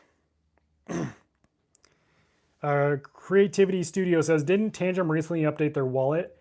So Tangem comes out with updates pretty often. You never have to update the Tangem card. It's non-updatable, which is another reason why it's great for beginners. There's no firmware updates with Tangem.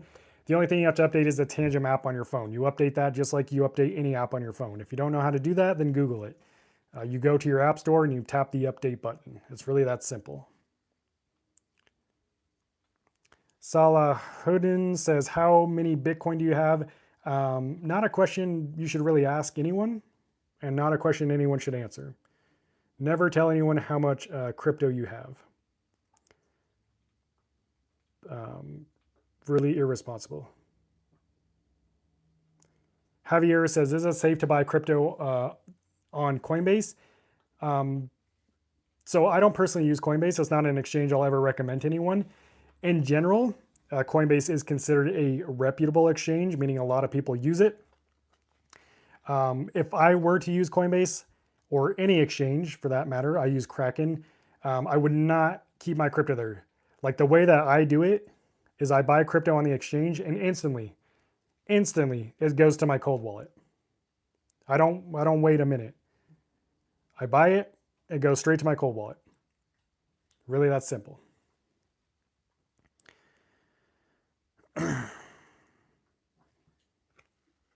Ice Cold says, do this or lose it in 2026. Do what?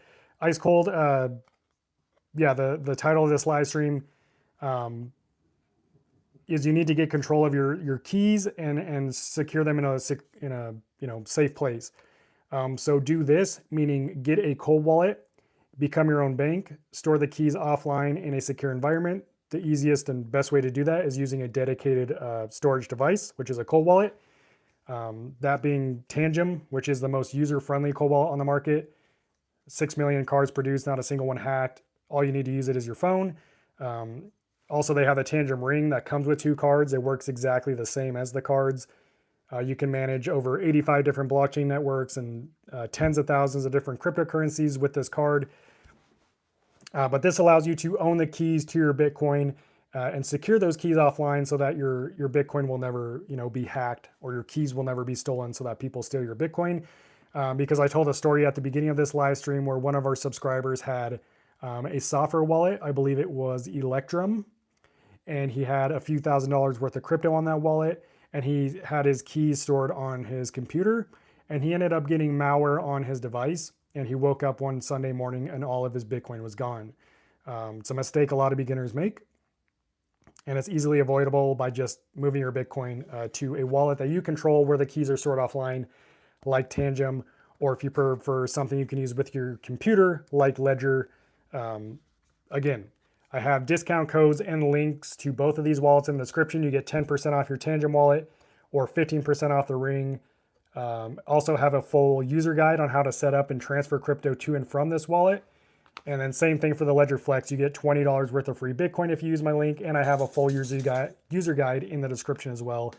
But really, that's how you need to be securing your crypto moving forward. Also, as we get into the holiday seasons, Q4 is always the most, it's the busiest time for everyone, right? We're all in a rush.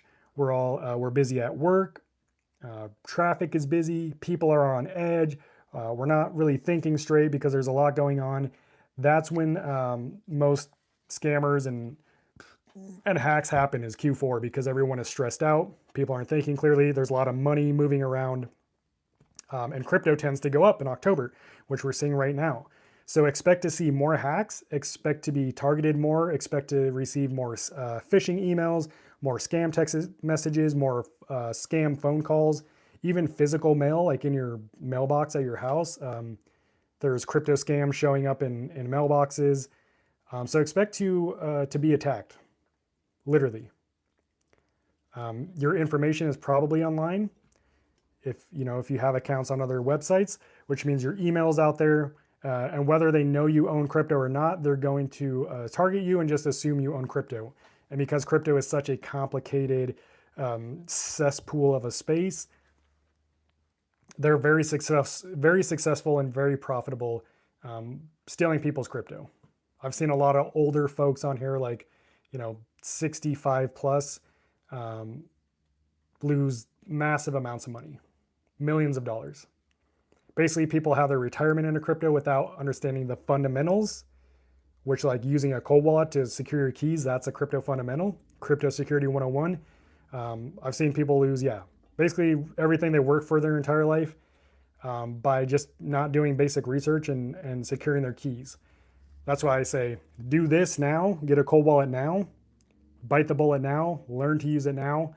That way, come 2026 and throughout the holiday seasons, and as crypto continues to go up, if you're holding Bitcoin for 5-10 years, like, you don't hold it on an exchange or in a hot wallet on your computer.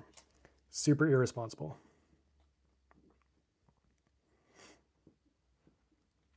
Hulk's Casting Couch says, saw you live. Just want to tell everyone in the chat you are in the right place for crypto security news. I appreciate you, Hulk's Casting Couch, and thanks for joining another live stream. Valerie says, thank you. And I'm super behind on chat, so you're welcome, Valerie, if you're still here. If not, then, well, you're welcome anyways. Kieran Williams says, what if I bought a Tangem card today and I wanted to buy the ring later on, but the card has a seed phrase? Is there a chance to add the ring to the wallet? Yeah, definitely. So let's say you buy a 2-pack of Tangem cards today, right?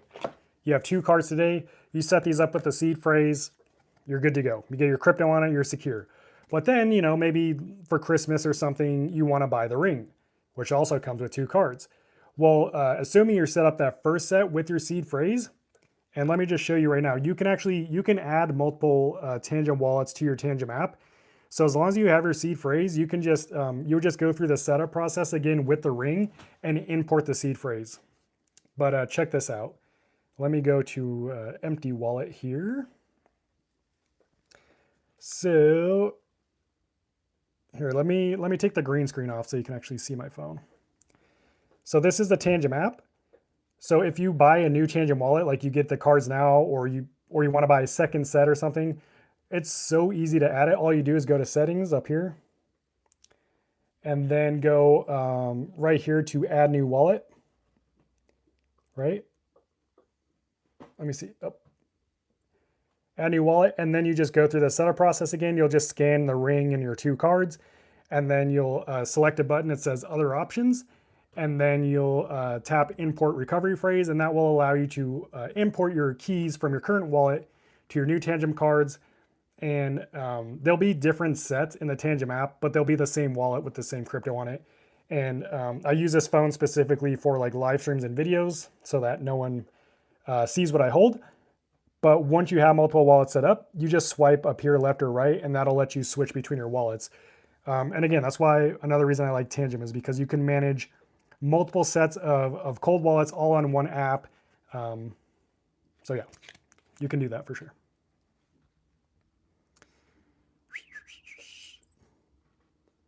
Oh, I saw this meme before I went live. It's not gonna come up, but it says yeah, you can't see the meme, but it says Bitcoin is 124,000, which now is 126. So let's just say Bitcoin is $126,000.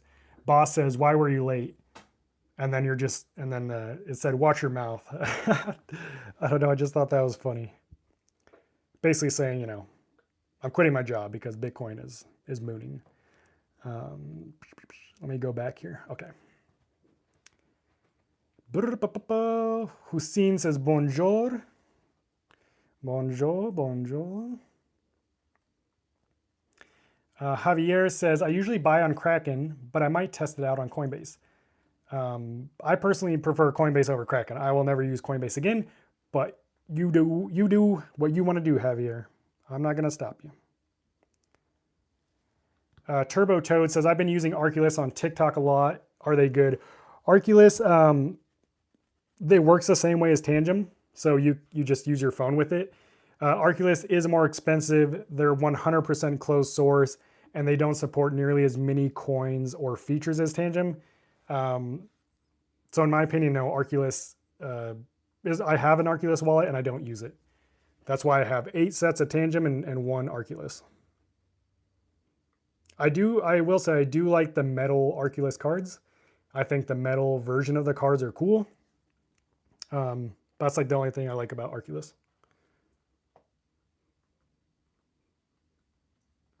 Way to Go says, what wallet is that? Because they just got on, and this was probably a long time ago. I'm not sure which wallet you were asking about, Way to Go, but there's only 2, well, technically 3 wallets I've talked about on this live stream that really any beginner can use to secure their crypto. The first one was Tangem. This is the Tangem wallet. Then you have the Tangem Ring, which works exactly the same. This is the world's first and only cold wallet wearable. So these are both from the same brand. And then there's the Ledger Flex, which is another wallet. And if you want to learn more about them, I have full user guides to both of those wallets down in the description, and also have a discount, a link to the Tangem wallet and Ring, 10% off and 15% off for the Ring. And then you get $20 worth of free Bitcoin if you were to buy the Ledger Flex. TMR says, opinions on SafePal S1 and X1. So I only have the X1.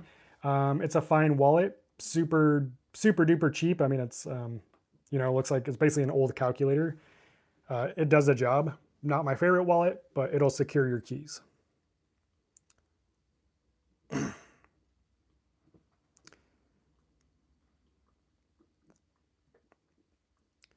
Chef Deb says, thank you for all your personal knowledge. You're welcome. Thank you for being here.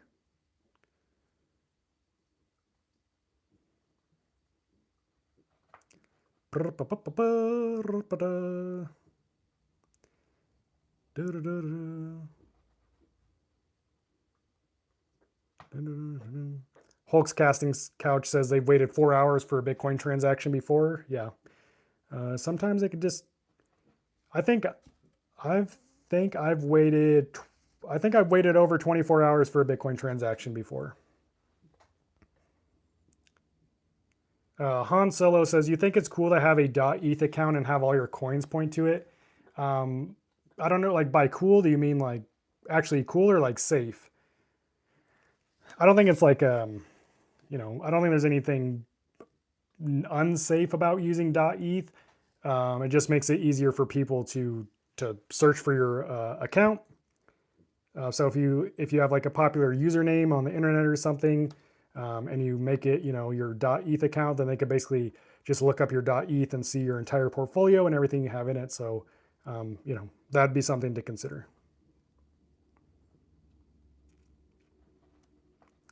Mary says, for the bank to receive and post a deposit. I'm not sure what you're asking there, Mary. If you could clarify, I might be able to answer. Margaret says, can I store ETN on Tangem? Let me check. I'll just check on my Tangem app right here. You want to store ETN. ETN. Doesn't look like Tangem supports ETN. Dennis says, does SegWit use different addresses?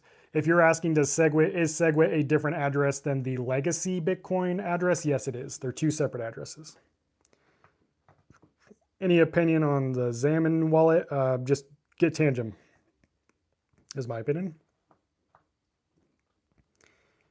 Sir Rocking Charles says, what is a bag and how is it created? I don't know what you mean.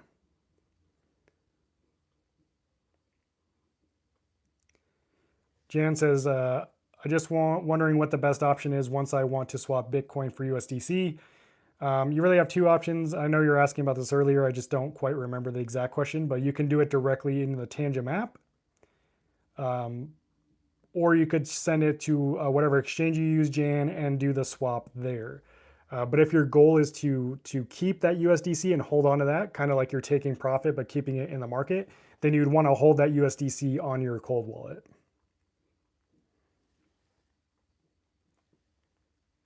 Jora War says, why isn't BP 20 USD enabled on Tangem?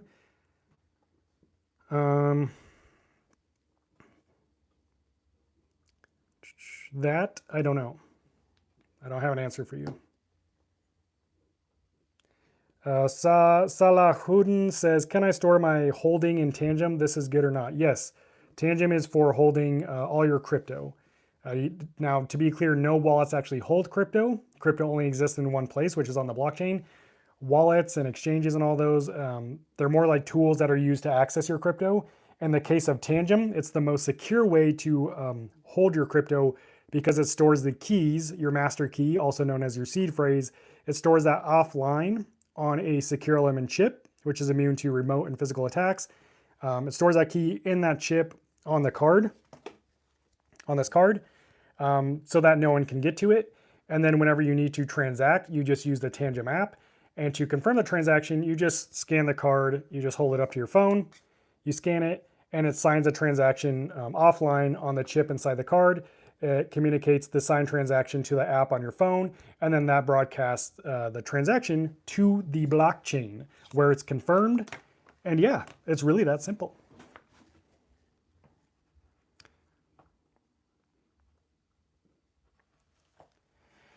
ERM says, I'm new to crypto. I have the Tangem wallet. I purchased after viewing your series of tutorials. Easy to use, no connection to the internet, no batteries, no firmware updates. Yeah, I mean, you pretty much summed it up, and thanks for sharing your feedback. And I'm glad that the tutorials were helpful. Mary says, how do you feel about the Metal X platforms? I don't know what that is, Mary. I'm sorry. Ryan says, just curious if you swap cryptos in Tangem or send to a centralized exchange or decentralized exchange. Ryan, it really depends. A lot of low market cap meme coins, like new meme coins, they won't be available to swap to in the Tangem app. So you would need to use a decentralized exchange. And I don't use decentralized exchanges with my main cold storage wallet. So if I am using a DEX like Uniswap or Jupiter on Solana, or Pon0x, which works for both Solana and Ethereum, then I'm using my hot wallet like Phantom, and then I'll send whatever crypto I swap for, I'll send that to my cold wallet. So it really depends on the situation. Now, if I'm swapping something like an altcoin like Ethereum, for example, or Solana to USDT, I'll generally do that in the Tangem app because I'm going to keep it secured by my Tangem wallet. Really, the only time I send to an exchange to swap is if I'm going to sell the crypto and cash out to my bank. That said, if you're swapping a large amount, the fees will probably be pretty high on Tangem. So yeah, it might be more affordable to send to the exchange, do the swap there, and then send back to your cold wallet. You have to play it by ear. Again, it really depends on which crypto you're swapping, on which network, and the amount that you're swapping. So a lot of what ifs, or a lot of ifs. James Rowland says, do you recommend splitting crypto across multiple cold wallets? Personally, I believe that's super important just for operational security. But it really depends on your personal risk tolerance, how much crypto you feel comfortable keeping in a single wallet. Now, here's the thing. I'm confident in like the cold wallets that I use. I don't think, I don't lie awake at night, like thinking, oh, I hope my crypto wallet doesn't get hacked tonight. That's not really my fear. My fear when it comes to crypto, at least where we're at now, and with using wallets, is that I'll make the mistake. It doesn't matter how much experience you have, like, we're not immune to mistakes, we're human. So my fear is like, I just have to do everything correctly, which you do that by just taking it slow, don't get in a rush. And I've been doing that for the last almost 6 years now without any issues, but anything could happen. So I will say, like, as far as diversifying, I really do it so in case I make a mistake with one of my wallets, I don't lose all of my crypto. So really decide what you're comfortable storing in each wallet. Let's say you had $100,000.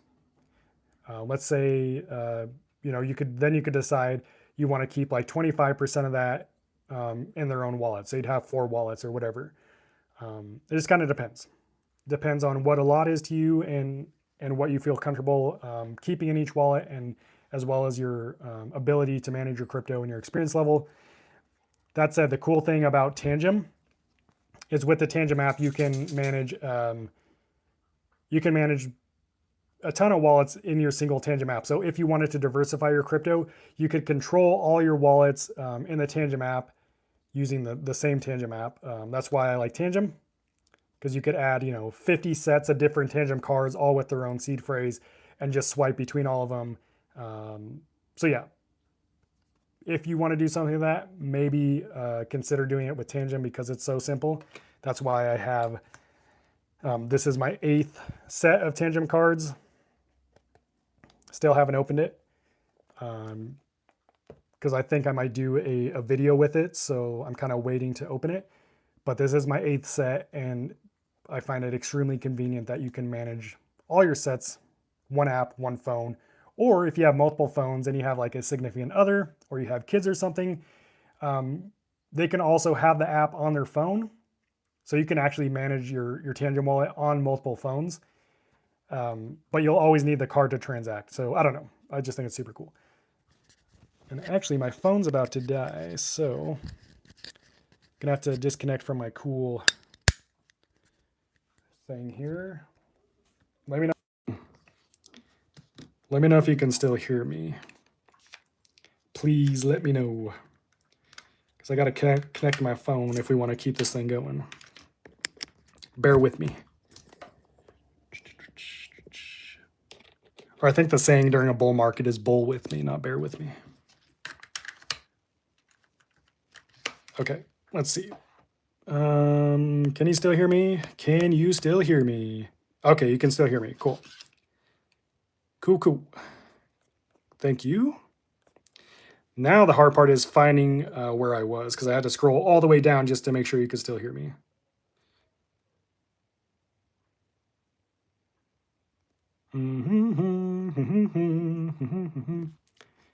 And actually, let me check. Let's see what Bitcoin price is at right now. So it's down. It's down again. It's down to 125, basically.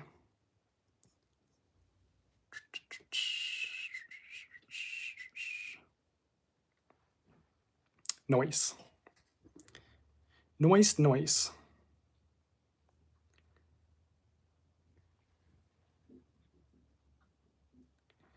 Honestly, I don't remember where I was. Let me find it, though, because I want to answer everyone's questions. Here we go. Oh, maybe not. Let's see. I'm new to crypto. How do you feel? Just curious. Do you recommend splitting? Oh, here we go. Does SegWit use different addresses? Yes, I already answered that question, Dennis. SegWit is different from a legacy address. Jim says, OneKey finally got it together with the app's user interface. It used to be wonky, but it's very nice. Yeah, I really like OneKey's app as well. I would agree with that. Austin says, is changing crypto to fiat as easy as it seems, or is there an alternate method if the funds are large in number?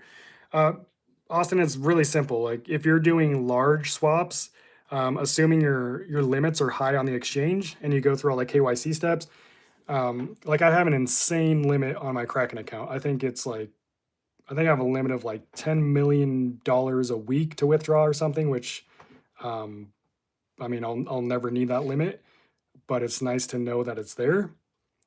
So yeah, like when I send crypto to Kraken, it's literally I send the crypto to the account, which depending on which crypto it is, it only takes a minute. And then you can use like Kraken Pro to sell it for cheaper.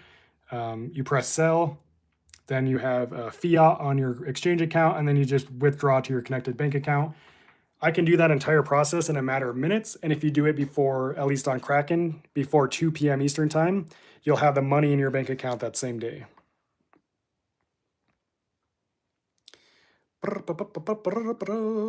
Margaret says, thank you, Skrilla, for all your research and guidance with cold wallets. You've been a great help. Happy to hear that. Thank you for saying that and for joining the live. Aloha Earl, this is a common misconception that I want to completely eliminate from anyone's mind. Earl asked, do you recommend sending crypto directly from the exchange to the cold wallet, or do I transfer it to a hot wallet first? You do not transfer it to a hot wallet first unless you love wasting money on extra fees. Sending your crypto to a hot wallet before a cold wallet does absolutely nothing for privacy or security. It's just an added step that's going to take more of your time and more of your money. You can send crypto directly from the exchange to your cold wallet.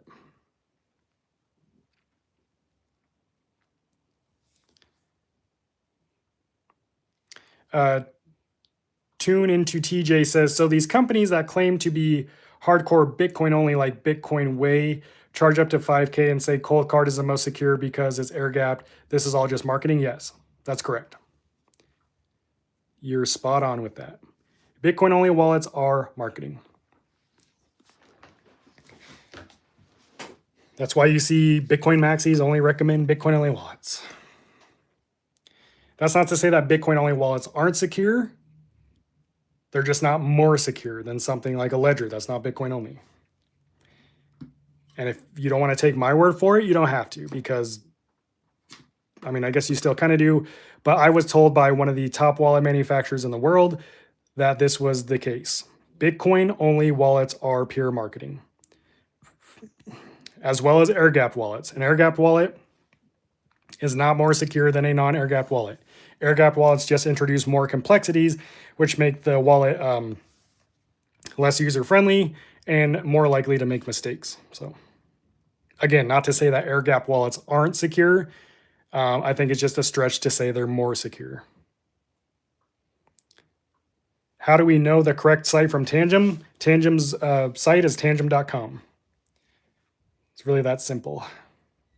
Or just use a link in the description of this live stream. It'll take you straight to the website. I only link to manufacturer's website. I never link to third-party websites on this channel. My links will always take you directly to the manufacturer's website, and they'll always get you a discount or like free crypto. I fight for those discounts. Like with the Ledger Flex that I have in the description, I am the only channel to offer $20 worth of free Bitcoin with your Ledger Flex. All the other channels currently offer $10. I told Ledger, I was like, hey, my subscribers want more, because Ledger will do sales where they give you like $70 worth of free Bitcoin. I told them, I was like, we need to up this. $10 is cool, but $20 would be cooler. And they said, okay. And they did it. So, yeah. Sam says, what about SafePal? SafePal is fine. It's not my favorite wallet, but it'll secure your keys. Little Ninja says, is it safe to give Kraken access to your bank account to transfer money? Yes, it is.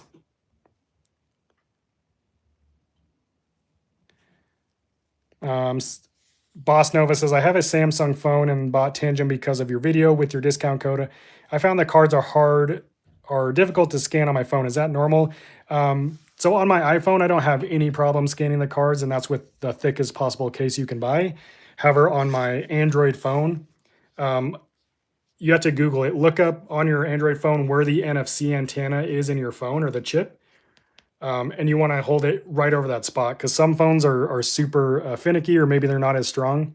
But with my iPhone, again, I can hold it almost anywhere on the phone and I don't have an issue. But with Android, I don't know what's up with their phones, but it seems like you have to be spot on to get the cards to scan. So that's been my experience. Raynex says, does sending crypto from Tangent Wallet to Kraken Pro put your crypto at risk because it's still signing a transaction? Does it count as a spend approval? No, a spend approval is, that's not the same thing. Spend approval is you're telling the contract they can literally take, basically spend your crypto out of your wallet.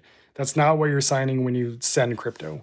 You're the one that's sending the crypto. So James already answered your question about having multiple wallets. Hopefully you heard that. It is a great idea to have multiple cold wallets. KS says, do you always take your Tangent cards with you when you travel or leave them at home?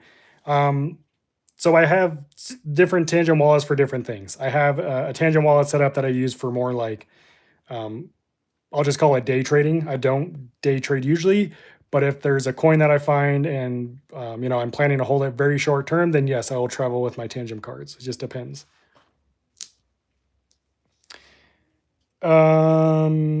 Big Johnny D says, when is Tangent going to hire you as a true sales rep if they haven't? Not something I'm interested in. I run my own business. This is what I do. Definitely don't want to work for another company. Just not something I'm interested in. I also want to be. I don't want to be tied to one company. If I decide Tangent is not a good product or something, I want to be able to communicate that and say, kind of like I've done with EliPal and CipherRock and Decent wallets. I'm not tied to any one company, so I don't have to. I can say whatever I want. I'm not on anyone's payroll or anything like that, and I'm going to keep it that way. Jan says, do you already know when a Tangent payment card will be available? I know the same as everyone else knows, which is the last thing Tangent told us publicly, which is they plan for it to come out by the end of this year in select countries. But if you're in the US and you're waiting, it's probably going to be a lot longer. James says he has one Tangent wallet, thinking of having two and split the crypto over two. Again, Tangent is the easiest wallet to do that with. So if that's what you want to do, definitely use a link in the description to get that 10% off and get yourself another set or two of Tangent wallets. Sam A says, how much is it?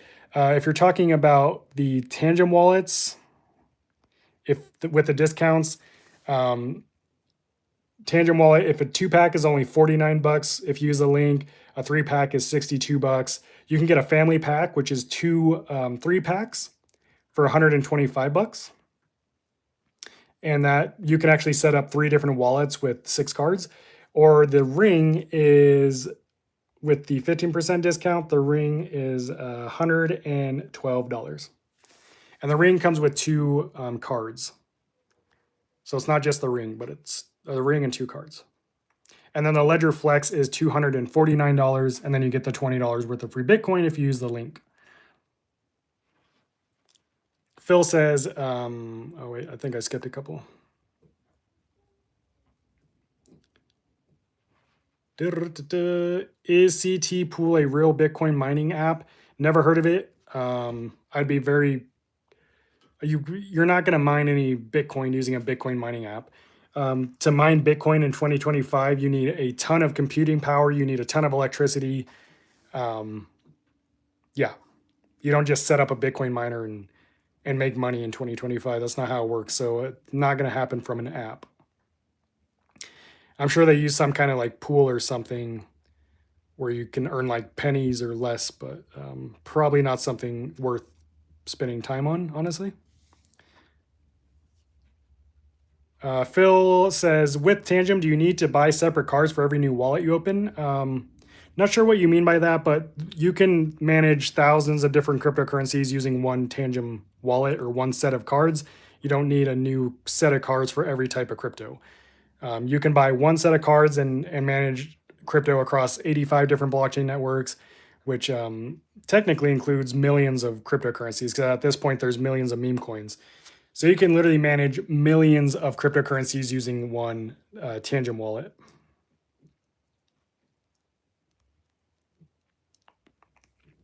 Bobo says that I bought the Trezor Model 1 because it was cheap and I thought I was going to buy Bitcoin, but now I have XRP and Sol, which I can't store there. I have to store it on Exodus. Bobo, why are you storing your crypto on Exodus, man?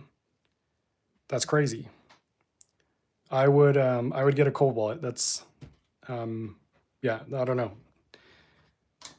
It's like you're halfway there. It's like you gave up halfway.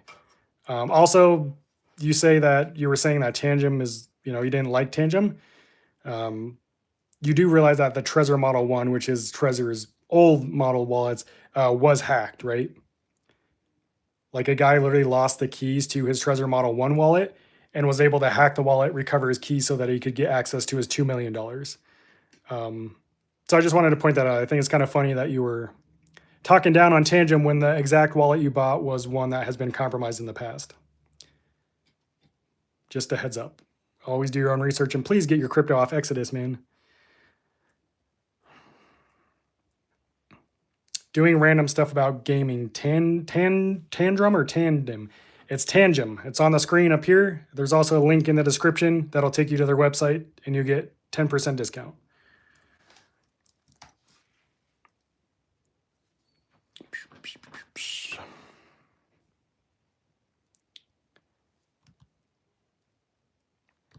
His name was King. Says, I got a cold wallet and insurance on Coinbase. Can't hurt to cover all angles, I guess.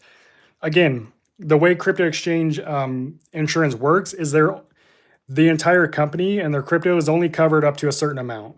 So if they were hacked or something, for example, and they lost more than what's covered, you will not get all your crypto back. So don't rely on crypto exchange insurance to save you. Take control of your crypto and get it into a cold wallet, which it sounds like you're doing, but it sounds like you might be keeping some crypto on Coinbase. Not something I would personally do. Dave says, is there any fee to transfer crypto from Coinbase to a cold wallet? Dave, anytime you use the blockchain, which is where crypto lives, there's a fee. This fee isn't paid to the exchange. It's not paid to the wallet company. It's literally paid to basically people around the world who's keeping crypto up and running. Basically random computers. So yes, there is a fee. Those fees just vary depending on what blockchain network you're using. For example, something like Solana, you're paying 3 cents, literally, a few cents to send crypto. If you're sending on, Bitcoin or the Ethereum network, it could be depending on how busy the network is, anywhere from $2 upwards of, $20+. So it just depends. But you can always see what that fee is before you click the send button. So, you're not committed to it until you actually hit confirm. Hey, Daisy. Shh. Sorry, my dog is licking herself and it drives me crazy. Is there any fee to transfer crypto from Coinbase? I already into that one. Aloha Earl, I already answered your question. There is no need to send your crypto to a hot wallet first. You can send your crypto directly from the cold wallet or directly from the exchange to the cold wallet and vice versa.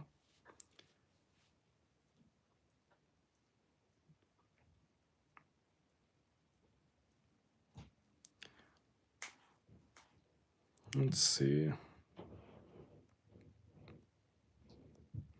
The Wizard of Ox says, if you buy the Tangem 3 cards, can you use each card for different crypto each, or are they all tied together? They're all tied together. You need a minimum of 2 cards to set up one wallet, a maximum of 3 per wallet set. But that said, you can manage thousands of cryptocurrencies using your one Tangem wallet. And one Tangem wallet meaning 3 cards. There's no, you can manage literally thousands of cryptocurrencies with your one Tangem wallet. So Rod says, Tangem, any rumors of when Tangem Visa will be out for North America? No. Jayan Casper had 750,000 drained because he had long-term built-up trading gains on Exodus wallet. He posted about it. Yeah, Alexander Choi or Alex Choi, who's another crypto YouTuber, he just lost $996,000 because he had his crypto stored in hot wallets on his computer. And some people he was talking with on the internet got remote access to his computer and drained all his wallets. That wouldn't happen if you use a cold wallet. Artman says Skrilla is drinking a Steel Reserve. No, it's definitely not. This is an alcohol. It's a Celsius. It's got caffeine in it. I don't really drink much, to be honest.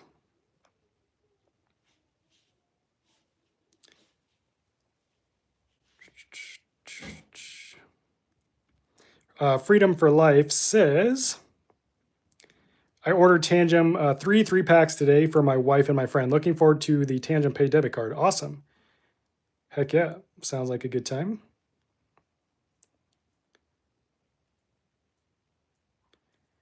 Daisy. Hey, Daisy. Yeah. Selbers says, hey bro, can I send from my cold wallet to an exchange? Swap to USDC or USDT, then back to my wallet, just trying to avoid fees. I mean, is that the right process? You can do that. You're going to pay fees regardless. Anytime you swap, you have to pay a fee. If you swap on a crypto exchange, you're also paying the crypto exchange fee.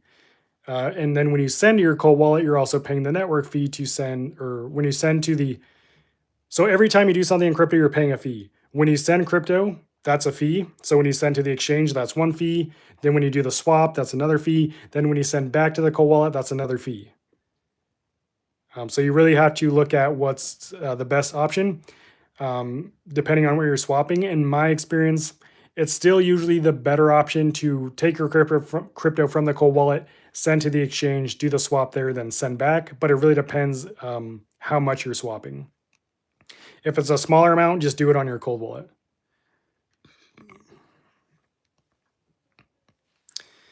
Christian says, I'm homeless, traveler with 6-figure bags. What's the best way to custody? Have Tangem, but seed or internal other?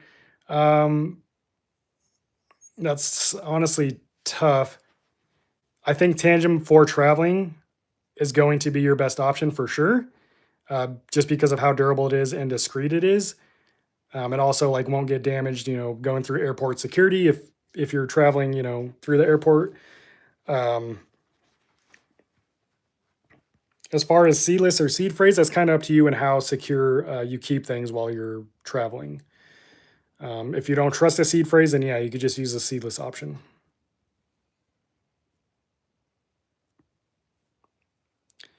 Dangerous Dave says, I noticed that Tangem has a few cryptos that you can earn yield from. That's called staking.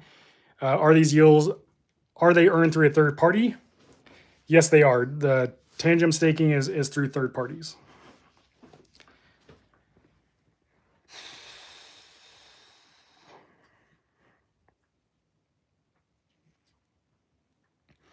ERM says, when filing taxes, if I use Coinly, does it have to connect also to my Tangem wallet besides my exchange?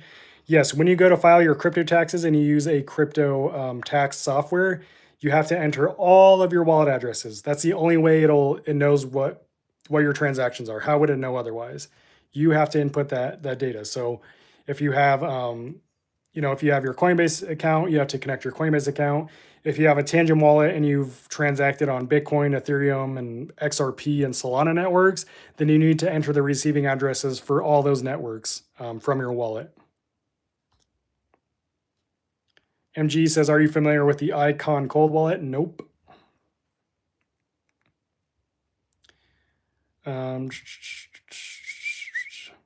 Prototype has mentioned that Coinbase was trying to steal his crypto, and he said they were freezing his account and always telling me to change his password. That his password was changed when he didn't. Sounds very suspicious, but I'm glad you got your crypto onto a Tangem wallet. Let's see here.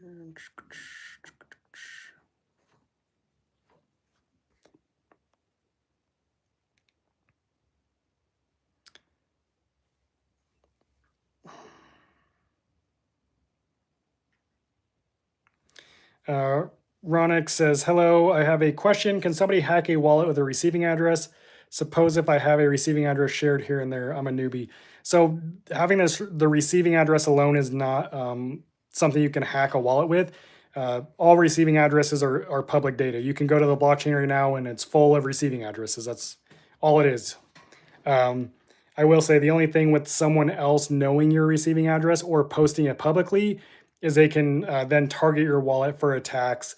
So they could send you cryptocurrency called a dusting attack, where they send like little chunks of crypto to your wallet, and then they can start to track where you send that crypto. So like if you send it to a crypto exchange, then they can know like, oh, okay, this guy uses Coinbase, and then they can use that data to to start carrying out like social engineering attacks and send you emails that are phishing attacks.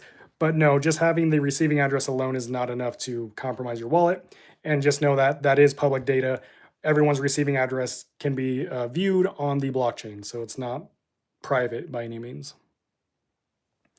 Rob says, is there any specific benefit to having two cold wallets, like a Trezor and a Ledger? What is your opinion on Trezor? Thanks a lot. I like Trezor. I like the new models, the Safe 5 and the Safe 3. I'd say the main benefit to having multiple wallets is you get to diversify your portfolio. As far as like having different brands, I don't think it hurts to like try different brands as long as, just make sure they support the cryptocurrencies that you want to secure.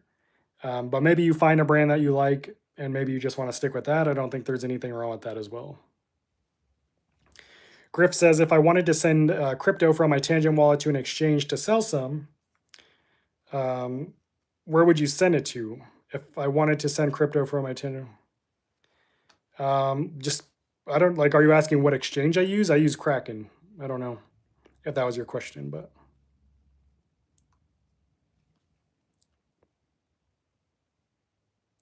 Hassan says, I made you money. I ordered Tangent. Thanks, Hassan. Thank you. Thank you.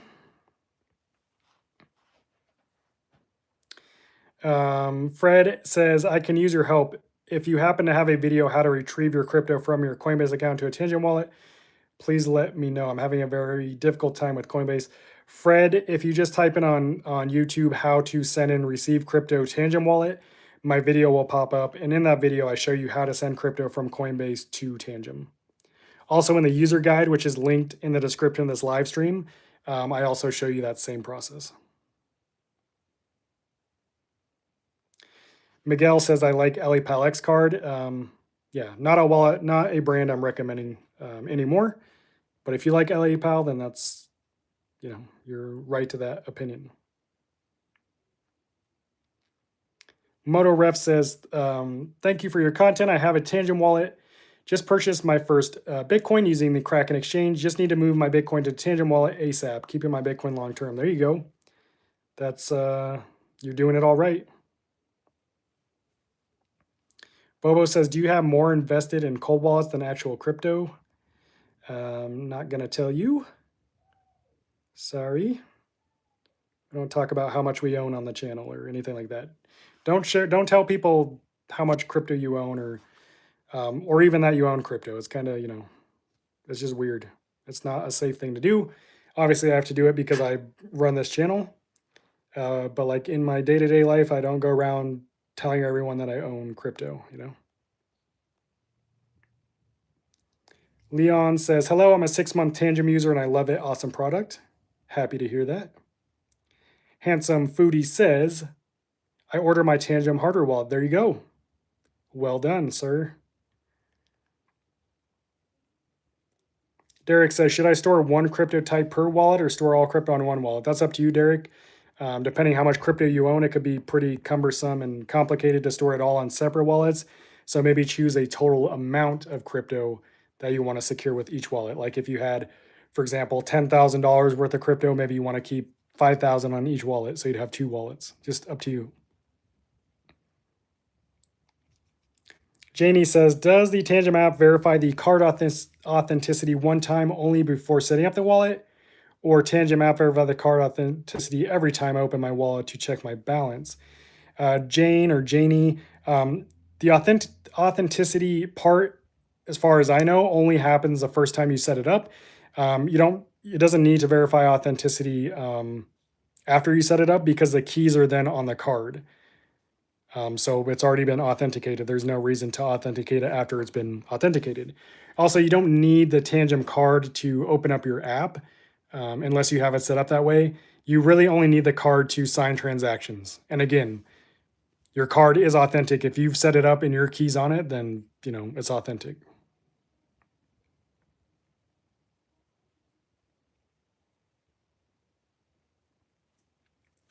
Bobo says, that's true. I guess Tangent is the best cold wallet for most people, but not for paranoids like me. Again, I mean, you say that, Bobo, but you literally have your crypto stored on an Exodus wallet. So that's You're not that paranoid, because if you were truly paranoid, you would not keep your crypto on a hot wallet. You also would have probably known that the Trezor Model 1 had been hacked before you bought it. So yeah. Southern Texas Tacos says, yo, shout out to Southern Texas and tacos. I definitely got to get me some of those. Maybe you can ship me some in the mail and I'll pay you. Can you get crypto back if sent to the wrong network? Depends on where you sent it from. Like if it was on an exchange, maybe, but the general, I would just say no. Usually not. Usually not. There's some cases where they could reverse it if it's on an exchange. But if you're doing it like on a self-custodial wallet, it's probably gone.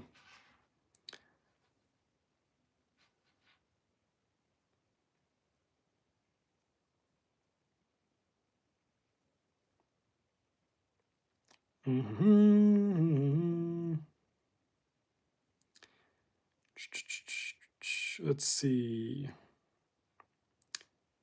QD says, my Tangem ring arrives today. Awesome.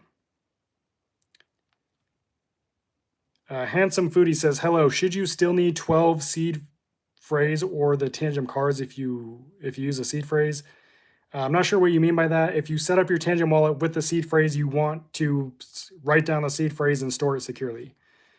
Also, something else I forgot to mention, like pretty much every cold wallet will come with a piece of paper to write your seed phrase on. Again, if you're planning to secure your crypto and keep it any long term, longer than a few months, a piece of paper is not where you want to keep your seed phrase. It's probably the worst way to store the keys to your crypto. I recommend getting a metal seed phrase plate. You have a lot of options. You can just go to Amazon and search. Personally, I have a few of these. This is the Keystone Tablet Plus. This stores one 24-word seed phrase or two 12-word seed phrases. This is 304 stainless steel, so it's waterproof, corrosion-proof, fireproof. There's a video of this one where I literally put it on my grill to like 600 degrees. And this is the actual one. I also dropped it on the ground and stuff. But really, if you're storing your seed phrase, you want to store it in metal, something that will last a lifetime. Again, you can just type in metal seed phrase plate on Amazon, or if you want the one that I use, there's a link in the description that'll take you to their website. You can get 8% off your metal plate using the code Cyberskrilla, which is also in the description. But yeah, don't store your seed phrase on paper. If you plan on being in this market for the long term, get a metal seed phrase plate to go along with your cold wallet. Is it safe to create Tangem seed phrase online? I don't know what you mean by that. You want to create your seed phrase in the Tangem app. That's how you do that. There's no reason. You don't have to disconnect from the internet if that's what you're asking. That doesn't do anything. Jiraki says, regarding Tangem cards, are all the cards, main and backups, synced every time you do a transaction? Yeah, they all have the same keys. So it doesn't matter what card you use to confirm the transaction, they all work the same. Boss Nova says, I use Kraken and always have to wait 7 days to be able to transfer it. How can I get it to be able to transfer it immediately to my cold wallet? I don't have to wait. I only had to wait once. It sounds like you might need to go through more verification steps. You'd have to check your account and see. I don't know, honestly. Someone said, I thought it was $10 worth of Bitcoin for the Ledger Flex. It's not. If you buy the Ledger Flex using my link, I convinced Tangem to make it $20 now. So you get $20 worth of free Bitcoin if you buy a Ledger Flex or a Ledger Stacks using my link. Handsome Foodie says, can I keep a few Bitcoin on Binance like a week before transferring it to my wallets? You could. Personally, I like to get my crypto off the exchanges as quickly as possible. Let's see. Zach says, how could someone get access besides the seed phrase? The really only other way someone's going to access your crypto is if you sign a malicious transaction approval, which is why you don't want to connect your wallet to external websites.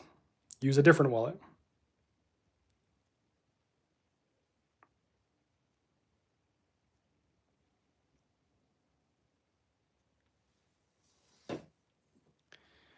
Janie says, can I create my Tangent wallet offline without internet connection for extra security? Then the Tangent app verify the card authenticity later. No.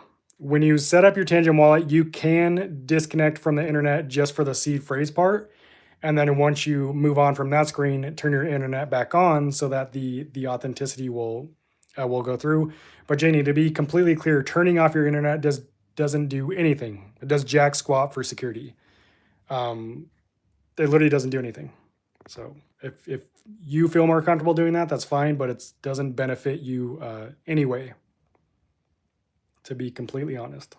The most important thing you can do when setting up your Tangent wallet is to make sure you're using the official Tangent app, which is created by Tangent AG on the App Store. And obviously don't set it up like in a public place where there's cameras looking over your shoulder. You want to do it in the privacy of, an enclosed structure.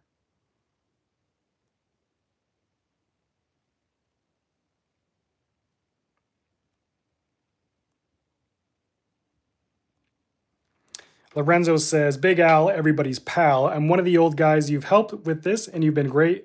I only use extra money. Most investments are for my kids. Thanks for the help. Awesome.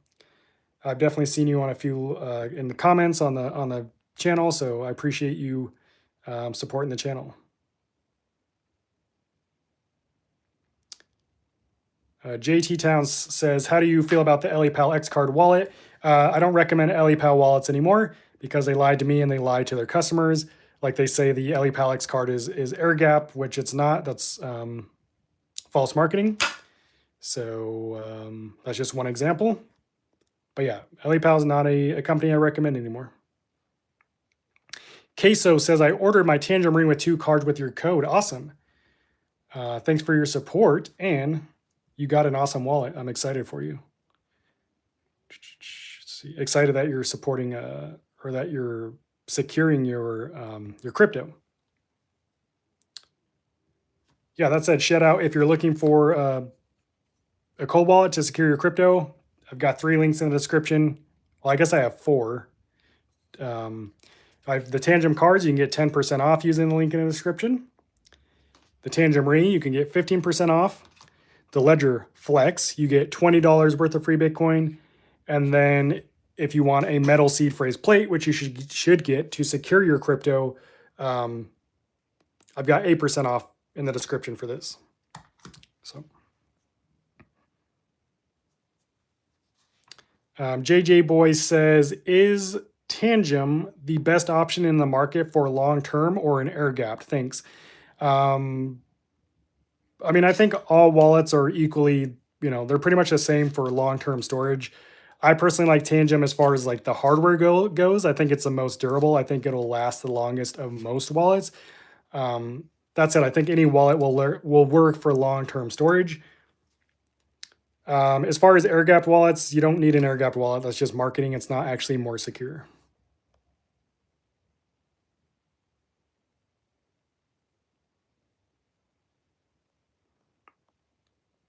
Felix says, can you store XRP on Tangem? Yes, you can.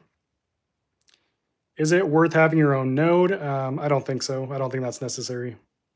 Does Tangem offer DeFi? You can connect your Tangem wallet to decentralized applications using Wallet Connect on Ethereum or on EVM networks, as well as Solana.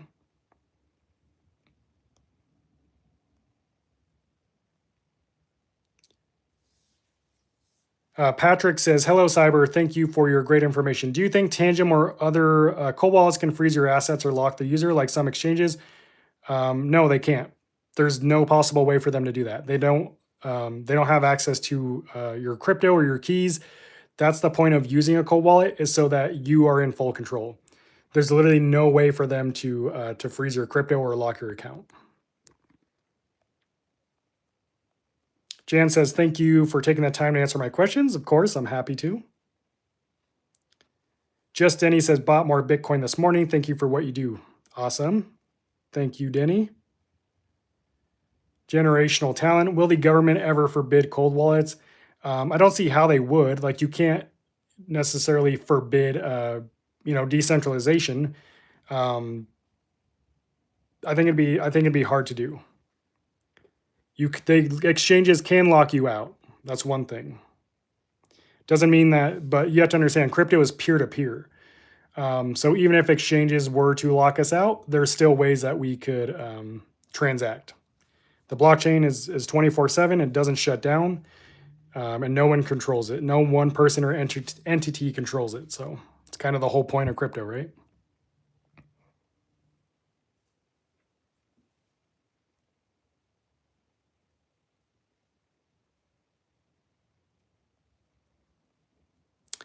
Van Jacob, stop shilling whatever you're talking about in the comments. Alex says, does Tangem have high fees? Tangem doesn't have any fees. Tangem partners with third-party exchanges to offer their features like buying, selling, and swapping. The exchanges that they partner with do have higher fees than if you just use an external exchange. That said, you don't have to use Tangem's third parties to buy or sell or swap. You can still use your own exchange.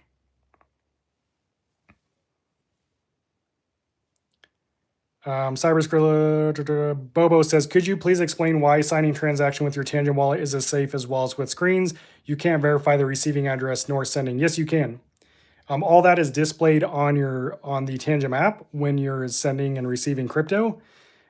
Also, the transaction it is created offline, so you can actually see the true transaction details and what you're signing offline, so you know that what you're signing is true.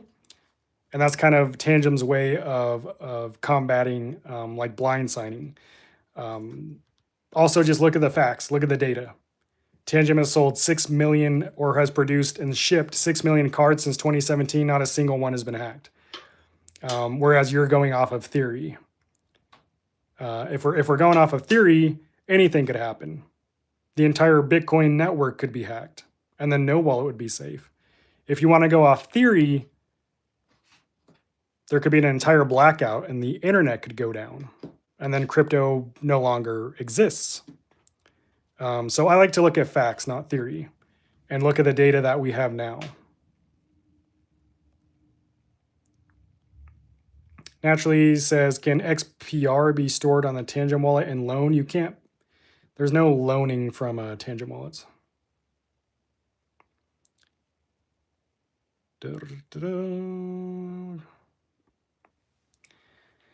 Bobo says, but mobile phones can have malware. That's the reason you get a hardware wallet. Exactly. That's why you use Tangem.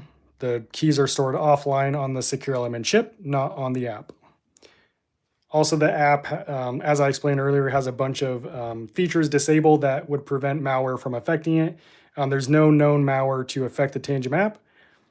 But like I mentioned earlier, even if there was spyware or something on your phone, the Tangem app prevents anything externally from viewing certain data in the app, such as if you were setting up your seed phrase. JJ Boy says, can you please explain why Tangem is the best option, even better than Ledger? So I didn't say Tangem is the best option. Best is subjective. It depends on what you need. The first things you need to check when getting a cold wallet is coin support. Does the wallet support the coins you want to secure? The second thing is device compatibility. Does it work with the devices you want to use? Tangem is a mobile-only wallet. It's not for everyone. Something like Ledger works on both mobile and desktop. So that's the second thing you want to consider. And then after that, you would just look at the user interface. I believe Tangem is the most user-friendly. It's the easiest wallet to set up and use on the market. That is my belief. That's my experience after testing and reviewing over 30 hardware wallets from all the different brands. That's my opinion. As far as what's best for you, I can't tell you that. Only you know that. All I'm doing is giving you options and sharing my experience.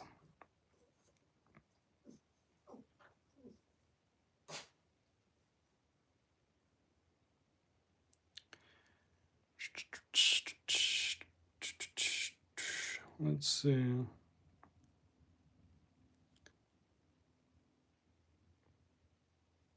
Thomas says, how risky is it to keep your crypto on an exchange like Binance? It's extremely risky.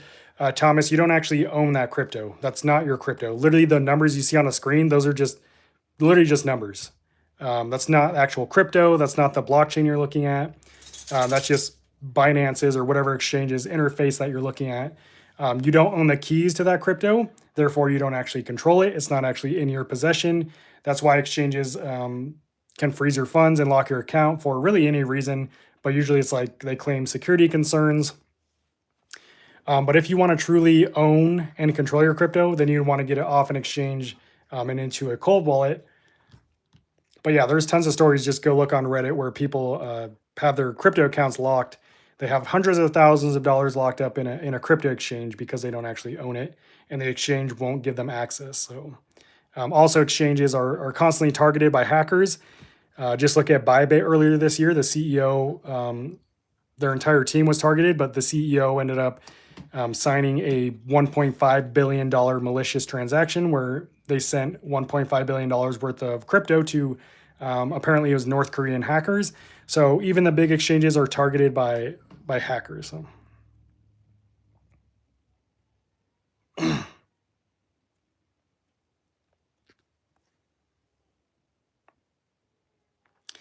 Will Power says AirGap wallets don't connect to the internet, so they are more secure. No cold wallets connect to the internet. That's why they're called cold wallets. That's not just something that AirGap wallets do. I think you're a little confused about AirGap wallets. AirGap means there's no external forms of communication like Bluetooth, NFC, USB-C for the transaction signing process. However, they still use SD cards and QR codes, which malware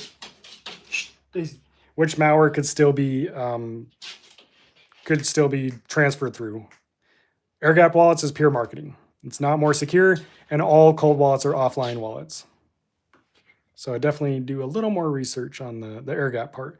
There's a big study done by Shift Crypto, who makes the Bitbox hardware wallet. They did a study on AirGap wallets. You could type it on Google. Just type in, are AirGap wallets more secure? Shift Crypto. And there's a whole study they did, and their conclusion is that AirGap wallets are not more secure, but they do introduce more complexity for the user, making them less user-friendly, which you could end up making more mistakes.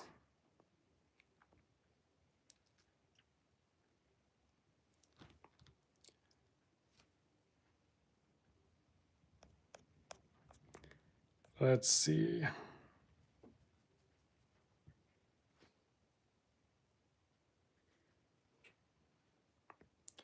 I'm going to scroll to the end of the chat here because I'm pretty behind.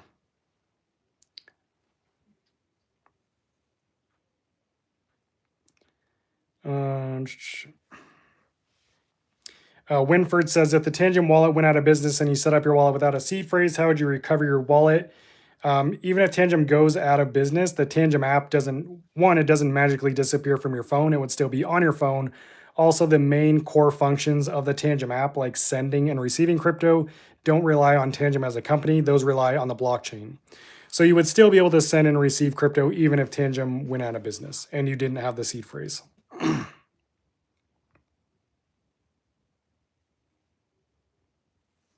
Car Clip says, would you recommend me buy a Trezor Safe 3 or a Keystone 3 Pro as my first wallet, which is safer? Both are going to be safe. I do not recommend the Keystone 3 Pro, especially for a beginner. If this is your first cold wallet, I would definitely choose the Safe 3 over that. Yeah, that's my opinion. Jan says, can Tangent be used as a Bitcoin only wallet? Yeah, you would just only put Bitcoin on it and only add Bitcoin to your tokens page.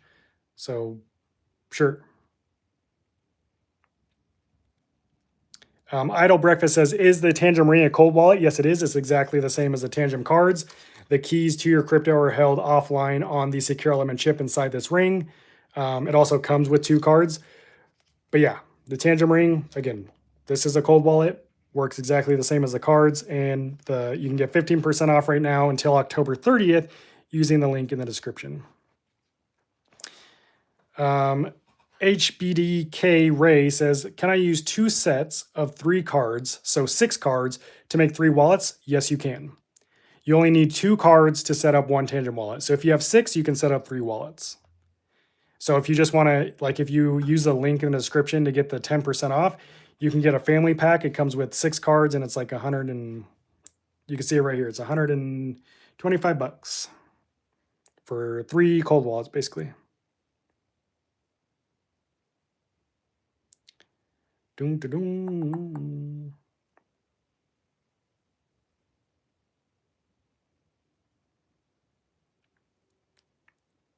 Expat wanted me to scroll back up. Using Trezor Model T, thanks to your awesome videos. Hope you still stand behind them. I still like Trezor wallets. I don't use the old Trezor Model 1 or the Model the Model T or the Model 1, because those ones don't have the secure element chip in them, which secure element chip is mainly used to prevent from physical, like, brute force attacks. Like if someone got a hold of your physical wallet, that's why someone was able to hack the Trezor Model 1 back in, I think, 2020 or 2021, because it didn't have a secure element chip. And I think there wasn't there was something else, but the main reason is because there wasn't a secure element chip in those wallets. So I prefer the safe model Trezor wallets over the old ones. But if you're not worried about about a physical attack, like someone getting a hold of your wallet, then you're still fine to use the old one.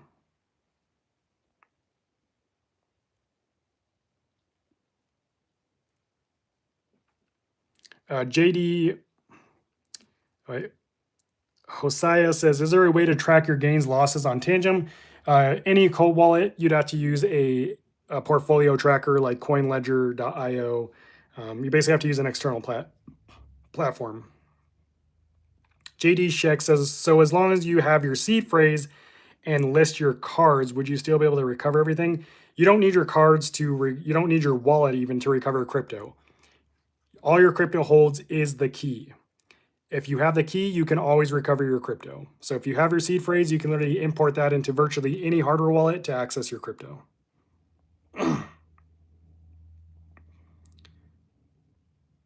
Cody says, can Tangem be used to hold Ethereum, XRP, and Solana? Yes, it can.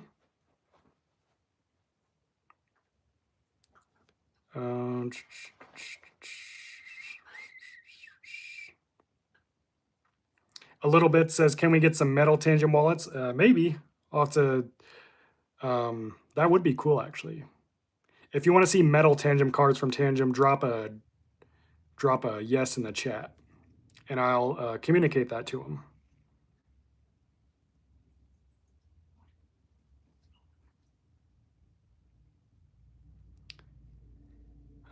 Let's see. Expat says, I'm dealing with an active crypto scam that's still live. They do not know I'm onto them. How can I report them to authorities? You can go to the FBI website and report it there. There's a just type in like FBI crypto scams. There's a ton of reports on there. They're not going to do anything. But if you really want to report it, you can.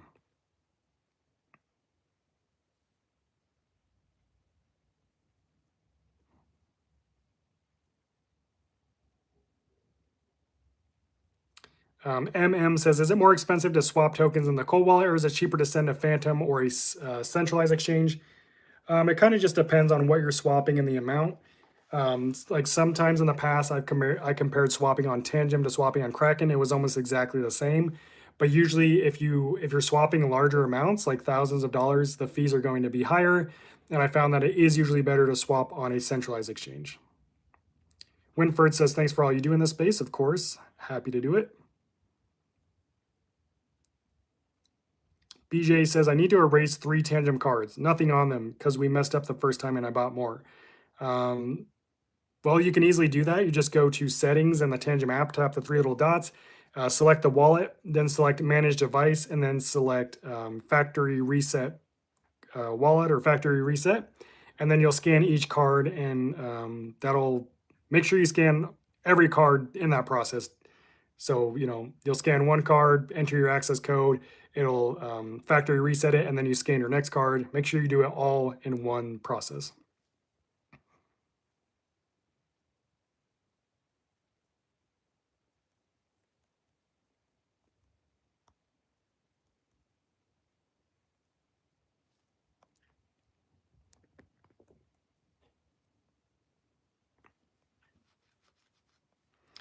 Expat still wanted me to scroll up, talking about a scam.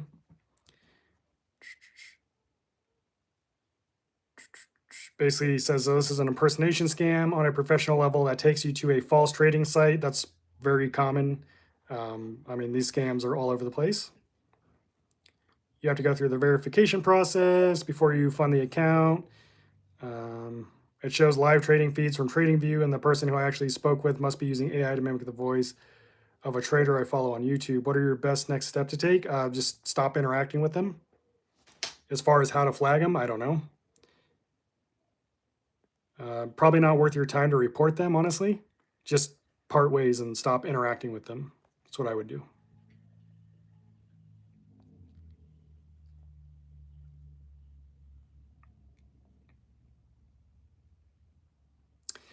Alan says, if I lose one Tangem card, can I add a new one to replace it, or would I have to reset the cards? So it depends, Alan, how you have them set up. If your Tangem wallet is set up without a seed phrase, then there's no way to really add more. If you have a seed phrase, then you could just buy more Tangem cards, and you could just go to settings and tap the add new wallet button, and then just go through the setup process. But this time you would import your recovery phrase, and so those cards would have the same keys on them. That would be the easiest way to do it.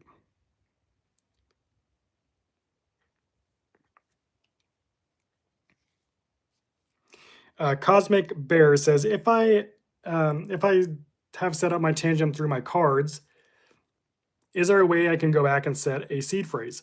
You have to factory reset your entire wallet, so you basically have to restart the entire setup process.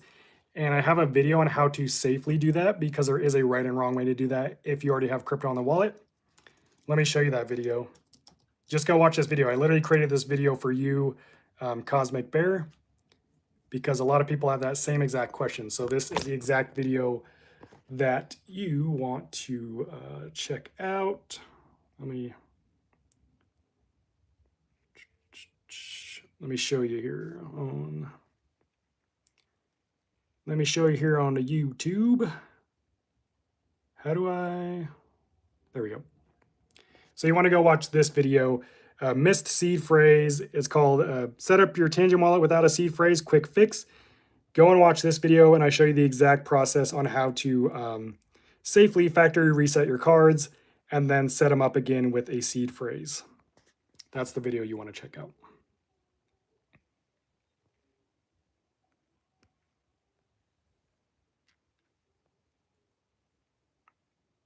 Expat says, I was thinking if I actually report it, maybe I can write off the loss. Expat, if you actually lost money to the scam, then yeah, maybe you want to report it, but you should be able to write that off anyways. You would just, when you file your taxes in whatever crypto tax software you're using, you could, there's an option to basically write it off as a loss. Card clips, we don't give investment advice like that here on the channel, and I don't recommend listening to anyone for investment advice on where you should put $2,000.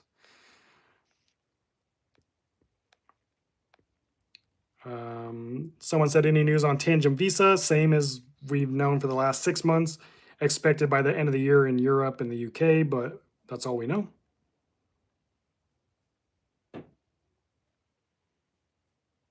Expat says, moved everything from Hot Wallet to Trezor. What about the site Blockchain Abuse? I don't know. I haven't used that site.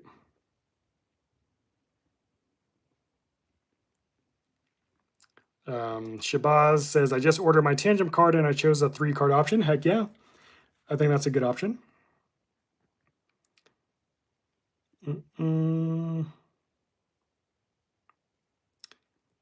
Let's see. O'Connor says, dude, I need help. Why is this not bothering people? The dollar is not backed by gold. Do you understand this is not concerning to people? That's nothing I can help you with, my guy. HV800 says, how do you add a 25th word phrase to an existing 24-word seed phrase? You just need a wallet that supports the passphrase feature, which is a lot of wallets, and then you would just create a passphrase. And I mean, I don't know. It's kind of how you do it. You set up your wallet first with the seed phrase, and then depending on what wallet you're using, there's usually a passphrase option, and then you just enter what you want your passphrase to be, and then you can pretty simply switch between your passphrase wallet and your actual wallet.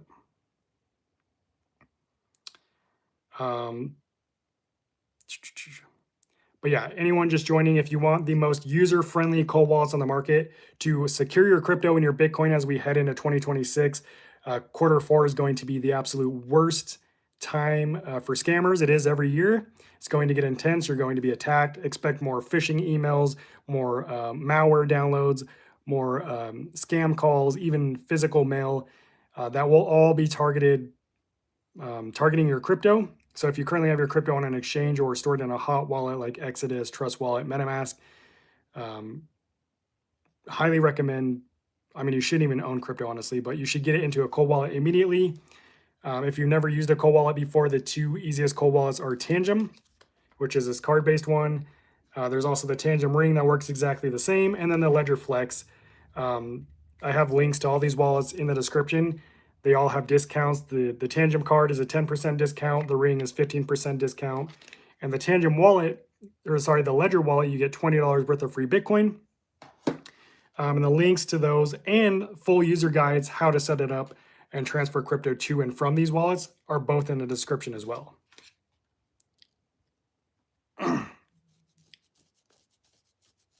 Bubbles says, can you get the Ring wet? Yes, you can. The Ring is, like I go paddleboarding with my Ring on. I swim with it. Not that I recommend doing that. But yeah, it's waterproof. It's resistant to extreme temperatures. It's X-ray resistant. It's EMP proof. It's resistant to electrostatic discharge. It's durable. Card Clip says, should I get a Trezor Safe 3 or is there anything else better around up to around 150? Card Clips, I would consider what crypto you need to secure with your wallet. Make sure that Trezor Safe 3 supports the cryptocurrencies you want to secure. Also understand Trezor is mainly a computer or a desktop wallet, so it's best used on a computer. It doesn't really work with like iPhone or iOS devices. You can use them on Android devices, but they have to be plugged in. So if you want something with like Bluetooth, I'd recommend that you can use on both mobile and your desktop. I'd recommend something like the Ledger Nano X, which you can use on both computer and phone. Again, link to that is in the description. You get $10 worth of free Bitcoin. The Ledger Nano X is another Ledger model, looks like this. Or if you're just like big on mobile and you like using your phone for stuff, then I would say Tangem. You could buy literally 2 Tangem wallets, or even two three packs and set up 3 different wallets for the price of $125. So I'd probably go that route. But again, check to make sure that whatever wallet you're looking at supports the cryptocurrencies you want to secure, and double check that it will work with whatever devices you prefer and have at home. Expat says EMP proof. Yes, Tangem is EMP proof. Again, resistant to electrostatic discharge. You can take it through like the X-ray machine at the airport. I've taken mine through. It doesn't do anything. It's waterproof and it's temperature resistant. There's even a video online with a guy literally shooting his Tangem wallet with a gun, putting it in dry ice, putting it in boiling water, and it still scans after all of that. So it is, again, the most durable wallet on the market. So yeah. That said, guys, I gotta get out of here. And thanks for hanging out with me today. God bless and peace.